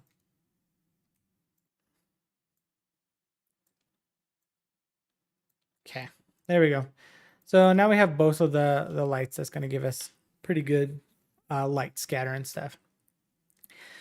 Okay, so now comes the fun part. Let's turn off all the other lights. Let's get rid of our sunlight. So we don't need our directional light. We don't need a sky atmosphere, skylight, sky sphere, or the clouds. We're not going to see any of that. Bye-bye. So here we are. We're already dark. And you'll notice because we set our exposure in the post process, this is what we get. The camera's not trying to adjust. It's not trying to move or do anything random or crazy so you can see stuff. This is what we want. We want it locked in because we want to be able to adjust our lights to make our lights look right. So real quick, I'm going to go ahead and choose these 2 rec lights here on the shoulder. I'm actually going to take those down to like 4. I don't want them quite that bright. They are pretty bright. And then now the magic begins. So let's create another light and create our rec light. So at first what I did is I started to mess around with our fog, and I wanted to take our fog and color the fog like a green tint so it felt like we were underwater. However, I discovered that that didn't look super good. We're going to take our rec light and we're going to move it on up here. I'm going to actually leave the light fairly small. You can see it's only like a 64 by 64. I think let's set it to 100 by 100. We're going to leave it fairly small. You can see it's not really scattering all that much as is. But we're going to go ahead. We're going to crank up our attenuation radius because we want to make sure we're reaching what we need in our scene. However, you could use your attenuation to kind of bring it in to darken up the area. But we're going to actually use the barn doors to achieve that effect instead. So they call it barn doors. That's what they call it in the lighting movie industry and stuff. It's this outer box around the inner box. So the inner box is basically your source and the outer box is your barn doors.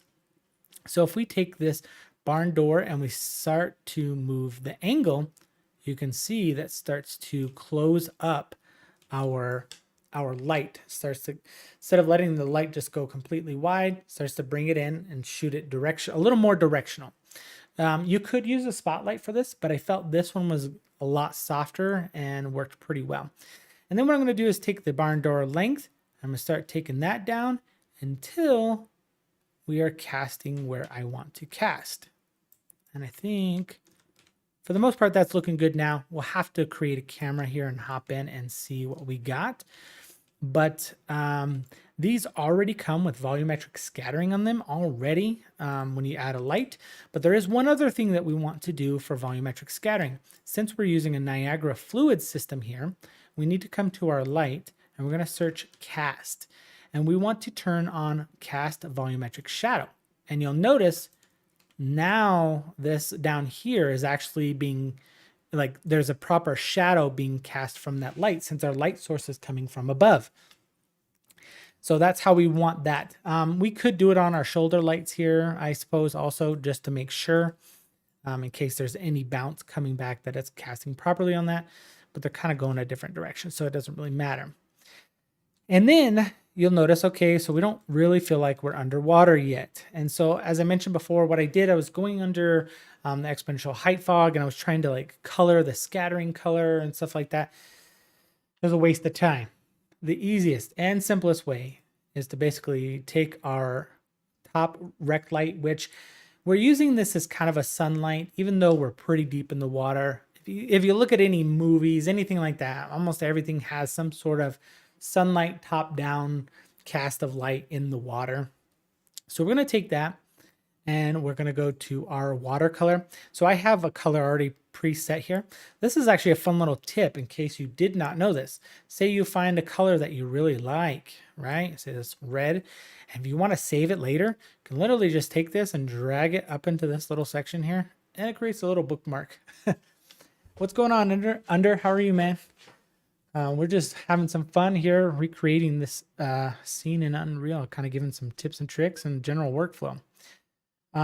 But yeah, so you can actually bookmark some colors that you want to be able to come back to because you might want to color other lights the same color instead of having to copy and paste hex values or something like that. It's bookmarked. It's a great new thing. It's not new, but I learned it recently and it's so fun that almost every day you learn something new. So I'm going to press OK on that because I like that green. All right, now we are starting to feel a little more like we're underwater. I'm going to take those two shoulder lights and I'm going to bring those down even more because I feel like they're just a little too bright. And I don't like the spread of that. I think it's a little too much spread. So I'm going to come to our barn doors. I'm going to set, let's set the barn door angle to like 5, maybe 1. And then I'm going to start taking up the length of it. Let's say 4. That looks a little bit better. I like that. That way it's kind of casting out right in front of them. You could do a little bit more if you wanted to like angle these down just a tad bit.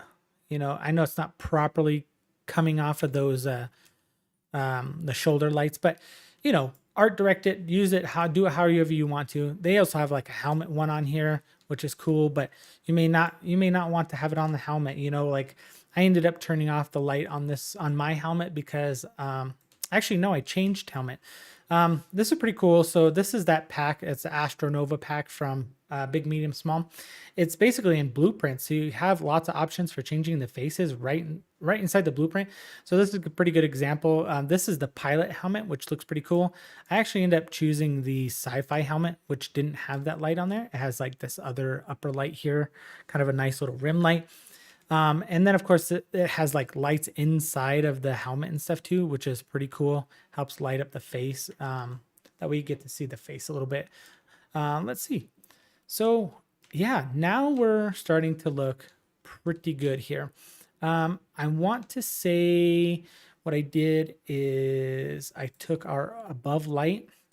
If you scroll down to volumetric scattering intensity, if you start setting that up a little bit higher, you get a little bit thicker fog kind of feel.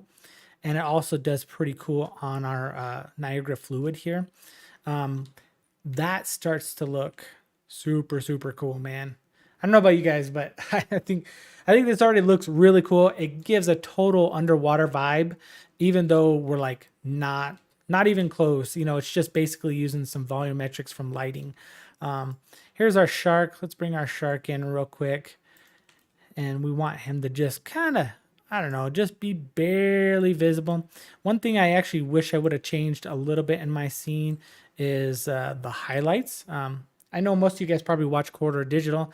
They even talked about it, like things underwater don't have like that specular highlight. And I kind of wish I would have made it a little less specular in the highlight, probably a little more like that. Let's see. Let me take that to 4 real quick. Let's see what that looks like. Yeah, that looks pretty good. And so basically it's just that one light over top that's casting all of this beautiful, like volumetric, like underwater type look. And we even get a little bit of rays right here because it's hitting those fish and causing like little light rays. You could always add like maybe a little gobo or something to that, or maybe even just like a transparent plane. I guess basically that's still a gobo with like a little bit of fog to it. Maybe like William Fichet's Easy Fog or something like that. You could do that and add that just in front of that. So like all the light has a little bit of, you get some cool like rays casting down through that.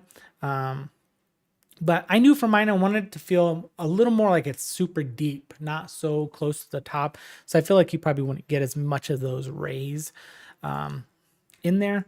Let's see. I'm going to go ahead and add in our little Niagara particle system thing here, just so you guys can kind of see like what kind of difference that really makes to it. And so now you can see as those particles start to spawn in, it starts to just give all those little cool little like floaty pieces and dust particles. Makes it look really, really good. And like I said, it's amazing because all of this is just, it's real time. It's happening in real time. And even in Lumen looks good. You know, like I said, I adjusted mine more for path tracing and stuff from the get-go. But even in Lumen, this looks pretty dope. You could probably enable some ray tracing and get slightly better results with like your reflections and stuff like that. Let's see, anything else? I think we're pretty darn close here. Let's do our camera. So add a cinematic camera actor. A lot of times, this is a cool little tip in case you don't know. If you have a camera selected in your outliner while you're not in camera view, it'll pop up here. And I think this is by default, it should pop up. Otherwise, check your project settings. But you can pin this. So like, even if you click off the camera onto something else, such as our crazy particles, it'll still stay there. So now what I can do is select the camera, and I'm going to zero it out just because I want it to kind of start roughly there. I'm going to start moving my camera and then rotate it. And then this way I get the camera view at the same time as like what I'm doing. You know, as I'm moving it, I still get the camera view. So something like that. I'm gonna give away a few secrets. Okay. So maybe they're not secrets, but it's a lot of what I use when I'm doing stuff. So under the film back for the camera, I choose 16:9 DSLR. That gives us a larger sensor, which is nice. We can get better depth of field and stuff out of it. And then under lens settings here, I will take the squeeze factor and I set it to 2, and you'll see it makes your scene like incredibly wide, which we don't necessarily want. But what we're doing is we're creating an anamorphic effect. There is a really cool lens pack that you can get. I want to say it's free. And this guy has put together a lens pack where you can actually take real life lenses. So it takes the sensor size and everything, and properly you set that up, and it gives you really cool anamorphic lenses. For my final scene, I actually did use that pack instead of doing it this way, but this way gets you a pretty good result even if you don't have that lens pack. So anyways, set the squeeze factor to 2. Let's go ahead and set we're not going to do our focus quite yet because we might still have to move the camera a little bit. And then under crop settings, 239. 239 is cinematic format. Okay. There's a couple other ones. There's like 21:9 or 237. 239 is most common and is really, really good. If you want that cinematic feel, don't do 16:9. I know everybody kind of does that, but most cinema and real movies is 239. Okay. I'm going to leave the aperture at 2.8. I think that's pretty good. We might change it. Actually, let's go to 2. It's going to brighten up our scene a little bit because since our post-process volume has a set exposure, that set exposure is based off of basically a 2.8 aperture because that's what a default camera is. But if you start to adjust the aperture, say make it wider so that you can get more light, that's exactly what it's going to do. It's going to make your scene brighter, but we kind of want that shallow depth of field because we're going to be underwater, and I don't feel like you would get a ton of depth of field while being underwater. The pack for the lenses is not in the marketplace. I want to say it is a Gumroad, most likely, I believe. I will definitely leave links in the description at the end of the video for all of the stuff that we've kind of talked about. There's a lot of really cool people out there that have been making some neat stuff. So now that we have that, I don't want the shot to be quite that wide, so we're going to move it in a little bit tighter. Probably about there. I think that's pretty good. And then now we're going to set our focus. So what's cool about this is having both camera views open like that. When you do the draw debug plane for the focus, you can see it in both views. So sometimes you may not be able to match it up quite well just from your camera view. But I always use the debug plane. I never use targeted mode. I would much rather have like complete control over it than using something that's trying to calculate how it's going to focus on it. So now that our debug plane is set to where I want it exactly, we can go ahead and unpin our camera and click off of there. And I want to go into our camera view. Let me show you another quick little tip. Under settings over here, there is a checkbox, which you can actually press T on your keyboard, but it's allow transparent or translucent selection. So if you have like stuff like glass or fog cards or even Niagara fluids and stuff in your scene and you're constantly clicking on it and it's very annoying, instead of hiding them, you can actually tell it that I don't want to be able to select translucent items in my scene. So by doing that, now you'll see I can't accidentally select the Niagara fluid on accident, or the Niagara particles, which is so nice. Makes it a lot easier. So here's our general camera shot. I feel like we actually need to punch that in a little bit more. I think it's still a little too wide. So let's bring our camera in as we're watching. Yeah, that looks good. That looks good right there. Another quick little tip that I like to do is once I basically have my camera locked in, even if it's not the final, come to your camera in the outliner, right click on it and go to transform and lock your actor movement. I don't know how many times I have gone into my camera view and just started flying around and I screwed up my camera view because I was in my camera. This will help prevent that. Okay, so if you lock your camera and say I even fly into my camera, I can't move now. No moving around. Even if I'm outside of my camera and I have my camera selected, it won't let me move it. It's locked into position, so I'm not gonna screw it up. Okay, so let's hop back over. This is looking pretty good. It's a little too bright now because we did change our aperture. So let's go to our camera. So now what we can do, because we have I want to explain this the best way that I can. So my post-process volume, I will always set an exposure that allows me to work. Okay. So what I could do is I could actually go to my post-process volume and I could crank up the brightness so that it's easy for me to work in the scene without stuff being too dark or too bright. Or maybe I could even set up an auto exposure that goes in between, certain values, right? Because in editor, I want to be able to see. I don't necessarily want this super dark scene when I'm working in editor. For this scene, it's okay. I can still pretty much see in here, right? So a lot of times what I'll do is instead of relying completely on my post-process volume, I will use my camera to do my exposure settings for my camera. Okay, so let's say I feel like when I'm editing, this is too dark. I don't want it quite this dark. So I'm going to go to my post process again, and I'm going to go under exposure. Let's just search exposure real quick. And I'm going to crank this up to say 13 or maybe even 15. Let's do 14. So now I can see a little bit better in my scene for working and editing and making changes, right? But I know I don't want it this bright in my camera, okay? So now if I hop into my camera view is going to reflect that post-process volume by default. But if I don't want it to do that, that's okay. So let's select our camera, and under our camera, we're going to do the same thing. We're going to scroll down to lens, scroll down to lens and exposure. And you can do what's called an auto exposure basic.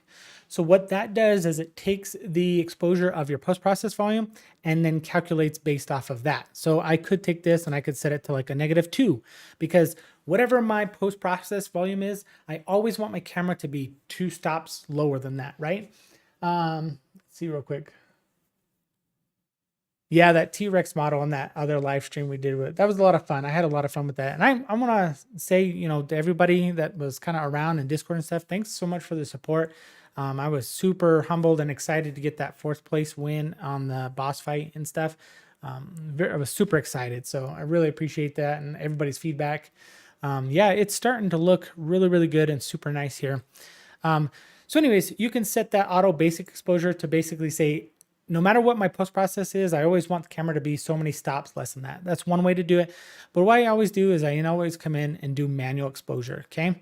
And so we knew it was like around 12 that we liked, no, 11. I think it was 11. So even that might seem a little bright. So let's take it down to 10. I think 10 actually looks a little bit better. Of course, it's going to depend on your monitor and what you're looking at, your scene, or the vibe that you're going for. So with the exposure set to 10, now if I hop out of my camera, it's going to be brighter. So I can work easily out here without a problem.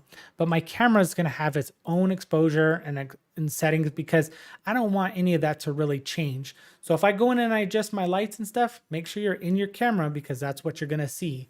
Talking about the particles and empty spots.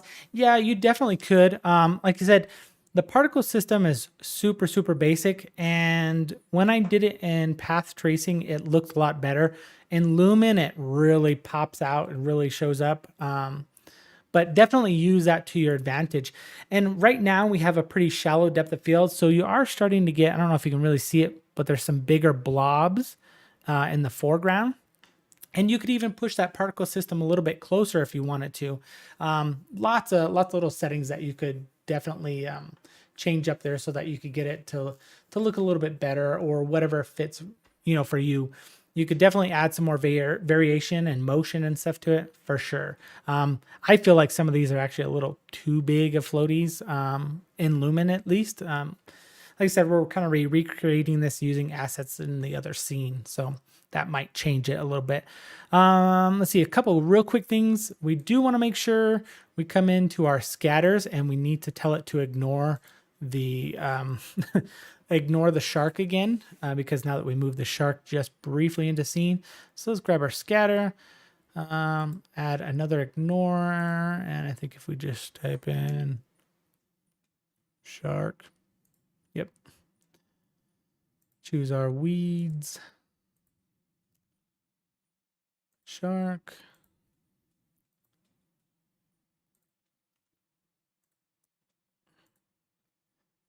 And if you weren't here earlier, basically we're using procedural scattering, and we want to tell those scatter systems that they want, we need to ignore the shark. Otherwise it's going to try to scatter on top of the shark, because it's a static mesh in the area where the scattering is being cast down. You know, I think we're just about there. I don't know, any other comments or questions or anything you guys think? We could maybe even try a few things. I got about maybe another 20-30 minutes, or if you guys have questions about anything else, we can chat a little bit. You could always, you know, You can go through the seed variation of the fish if you don't really like where the fish are spawning at. That's just one of those things, you know. Just changing and variations. And that's one thing that's really nice about procedural scattering is like it's nearly infinite. You can just change it and change it and change it, and you can come up with so many different options.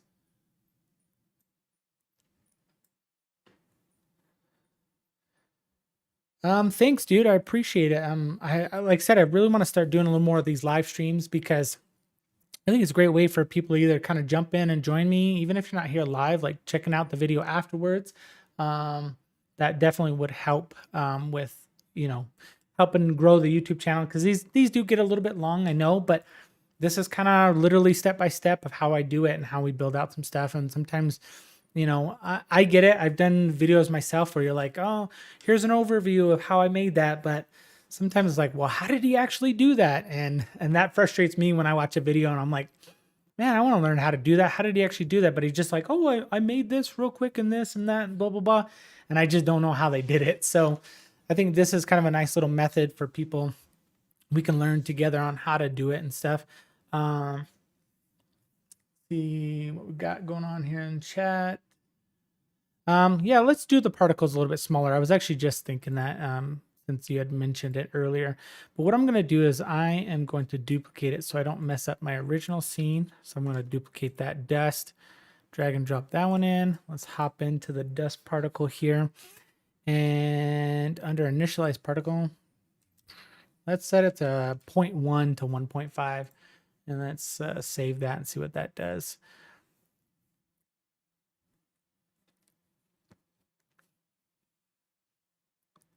Yeah, that's definitely starting to look a little bit better. And maybe what you could do is you could set up a couple different particle systems to where you could get, you know, some close to the camera. Because I feel like if you had this cool camera underwater, you might get some pretty cool, like, you know, stuff, real close particles up close and stuff like that. You could also start to adjust. Maybe you would do it in post, but you could adjust and add like a lens distortion and stuff since you're underwater. It might be pretty cool. Let's see. Lakes, as far as plugins, this particular one, we did enable some plugins for a few things. None of it's really like aftermarket stuff. So we enabled a few different things. We did geometry script because we're using the scatter plugin and my displacer plugin. So we did use my displacer plugin, which, like I said, I'll have links and everything in the description afterwards. It's a great way to be able to take Meascans and other textures and stuff and displace them dynamically, non-destructively, which is cool. Anyways, geometry script is kind of a must for if you're going to use the IA scatter plugin or my displacer. We also enabled Niagara fluids. So if you search fluid, you're going to do Niagara fluid. And that was basically for the water dust kick up behind the character as he's walking. We also did Niagara caching. We haven't actually gone through that in the video yet. Maybe we could do that real quick. But that allows you to actually cache the simulation so you're not running it all the time, which is good. And I think there was one other thing that we might have done as a plugin. Oh, we just did the modeling tools plugin, which is all that might even be enabled by default because I think it normally is, but that's a great little tool to be able to do modeling inside Unreal. Let's see. Yeah, dust particles, definitely smaller. I think you could probably come, like I said, in Lumen, the dust particles look different for sure. Let's do this real quick. I'll take this material. This is the sprite material here. And then, so let's set the overall intensity to like say 0.2. Overall transparency of it. And let's go to our new dust and material. And there we go. Save that. Let's see how that comes in. They start to spawn in, and we'll see. I might keep it a little more translucent. You can just change that material. Yeah, I'm super happy to be able to show you guys kind of a start to finish of how this goes.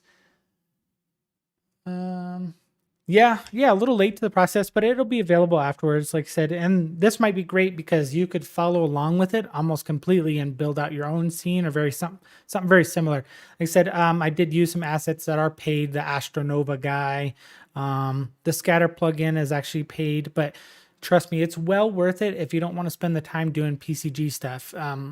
If you don't have the money for it, I understand. So learn PCG. You could definitely do it that way also. But yeah, dude, you could switch out the character with something. You could change out to an octopus instead of a shark or something. I thought about maybe just doing some tentacles coming along the ground, so you don't really see the octopus, but you just see some tentacles. The whole scene is actually inspired by Meg 2. I recently watched Meg 2, and there's a lot of like underwater stuff. Some of it is super, super cheesy, but definitely was the general inspiration for it. None of this is really looks like Meg 2 at all, but the general inspiration kind of came from that. Take it easy, Luke. I don't know if you're still here or not, but take it easy, man. Thanks for hanging out with us.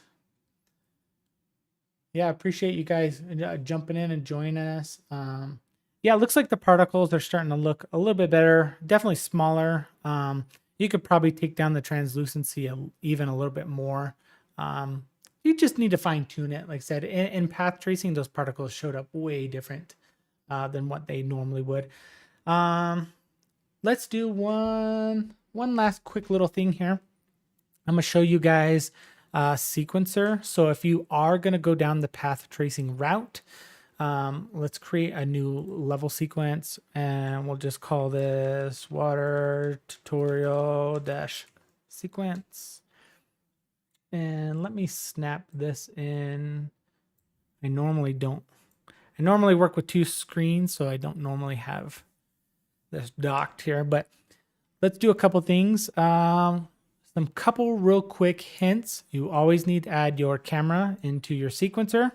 I've had people ask me questions about why when I go to render, it's not rendering from my camera. You got to make sure your camera is in the sequence. You got to make sure there is a camera cuts track in the sequence. And under the camera cuts track, you got to make sure your camera is there. Because if you add multiple cameras here, in your cuts track, you can cut between different cameras here. So you got to make sure that this covers the whole range of what you're rendering and stuff. Those are just a couple fun little quick tips. Let's see. So if you're going to go the path tracing route and you want to render out Niagara particles, you have to tell the particles to basically move only frame by frame. Otherwise, what they do during path tracing is they try to move sample by sample. So you'll put a particle system in there and it'll just look like a blurry mess. It's because every time the path tracer does a single sample, it allows that particle to move. So to do that, let's take our dust here. Well, our dust isn't really moving, but we're going to add it in anyways, just for the example. So I would add the dust here into the a track in your sequencer. And under the track, you're going to add the actual Niagara component. And then under that, you're going to choose Niagara life cycle track. And you'll see this pops up here and it has a life cycle track on it now. We're going to go ahead and bring that back to the frame 0 here. And under system life cycle, which in 5.3, it shows up here. But if you're not in 5.3, if you're in 5.1, 5, 5.2, you have to right click and go to properties. And then under age update mode here, you're going to choose desired age. Okay. So same thing here, it changes here, but you would just choose desired age. And what that means is it will change the particle system frame by frame. As you can see, literally, since I have it selected now, as I go frame by frame, those particles are starting to spawn in because they don't just all spawn at the same time. And so a good example, I guess we can use it in this scene, is I would take this life cycle track. Let me set my cursor to 0. One more quick tip for all of you out there. If you come to this little gear icon with the play thing in the sequencer, you click on that and there's a checkbox here that says keep playhead in the playback range. So if you check that, now if I scrub through, it won't let me go outside of my actual sequence range, which is kind of nice. It's an easy way to go from 0 to the end. You can always still click outside of that if you need to, but cool little tip. Anyways, so now that we're at frame 0, and I know I'm going to do this for a still image, so I'm going to crop this down to just say 1 frame right there. But I know right now at frame 0, those particles aren't even there. So if I start to take this life cycle track and I push it this way, you'll see on frame 0 now, those particles are spawned.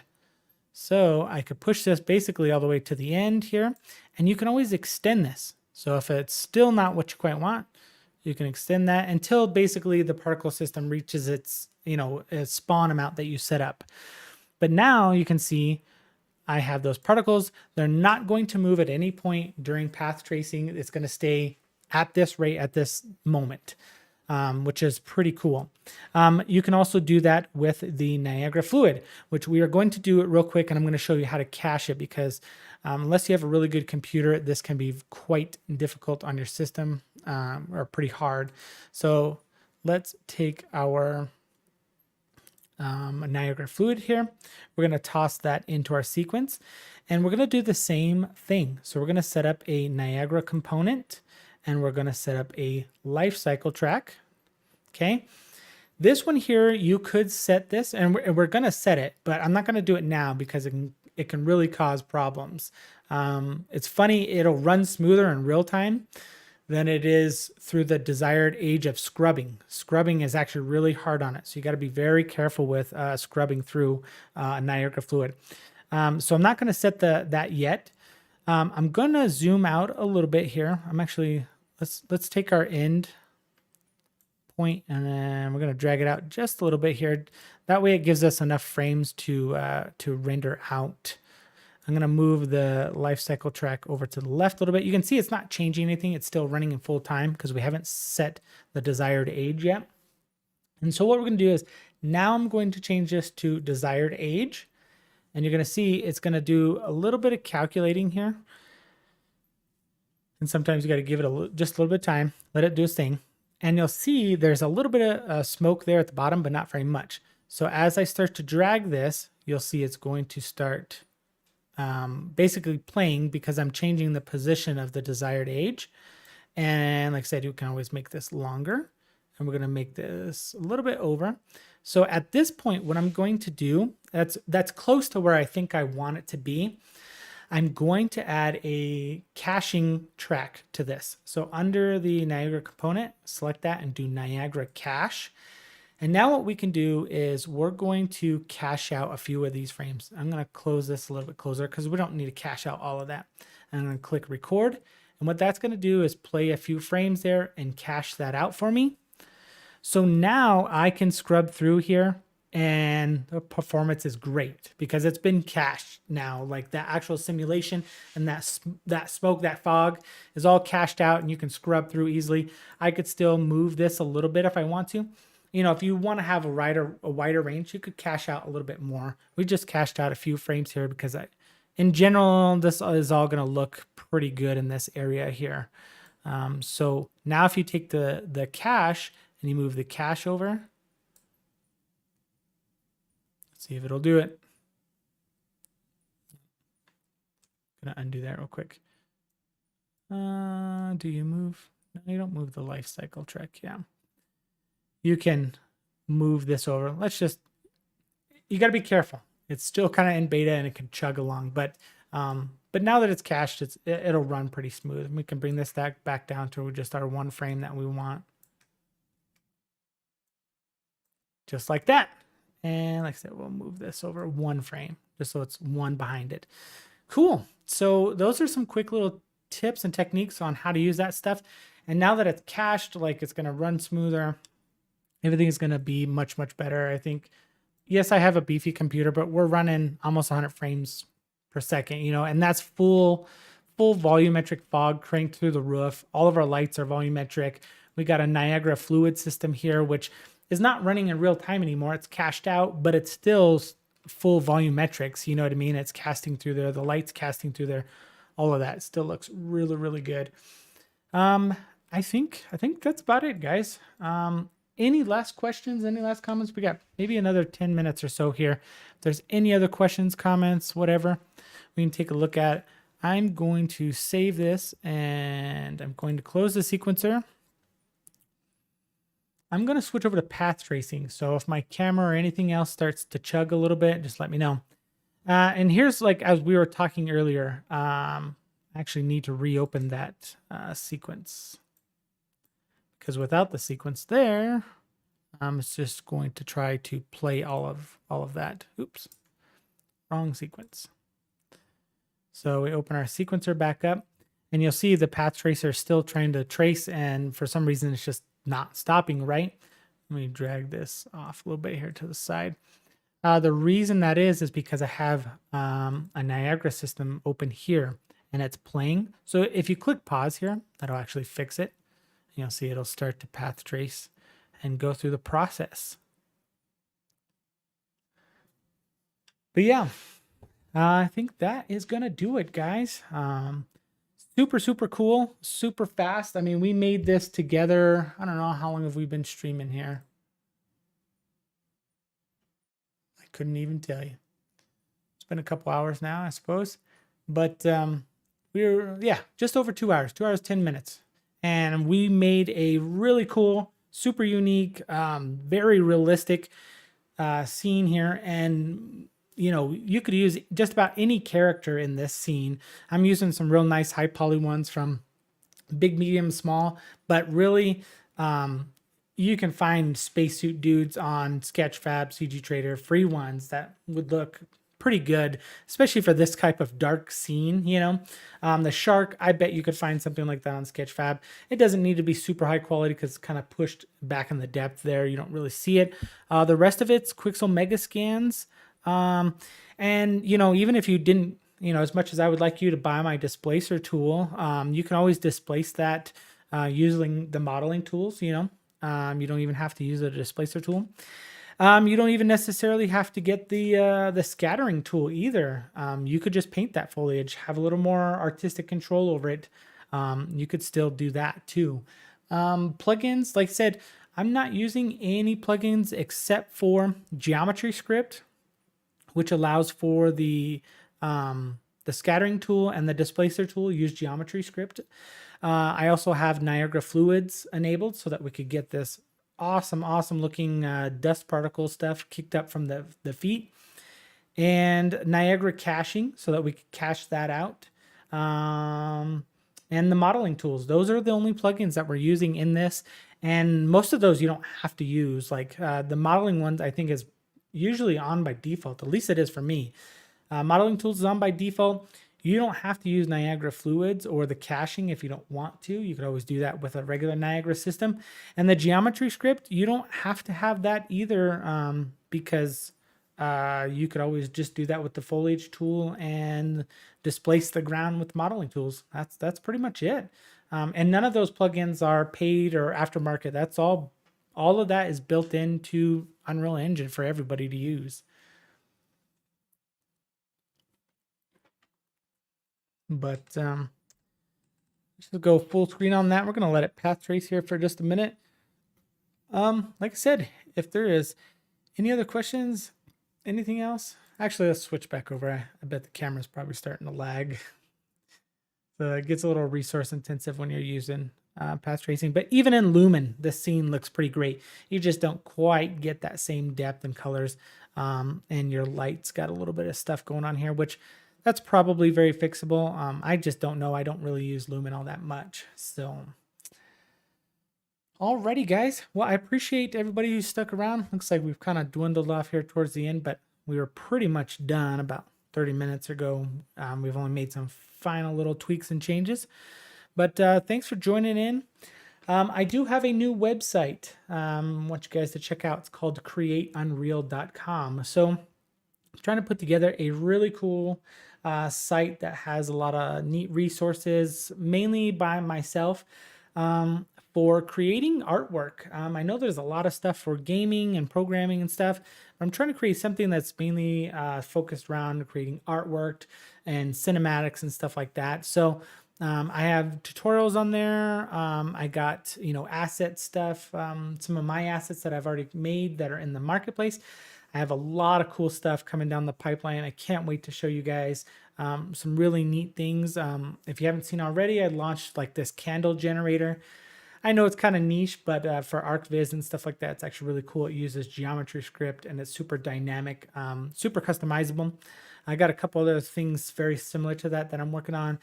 As far as like photo scanning stuff, I have a lot of cool photo scanning stuff that I'm working on, both small scale and big scale.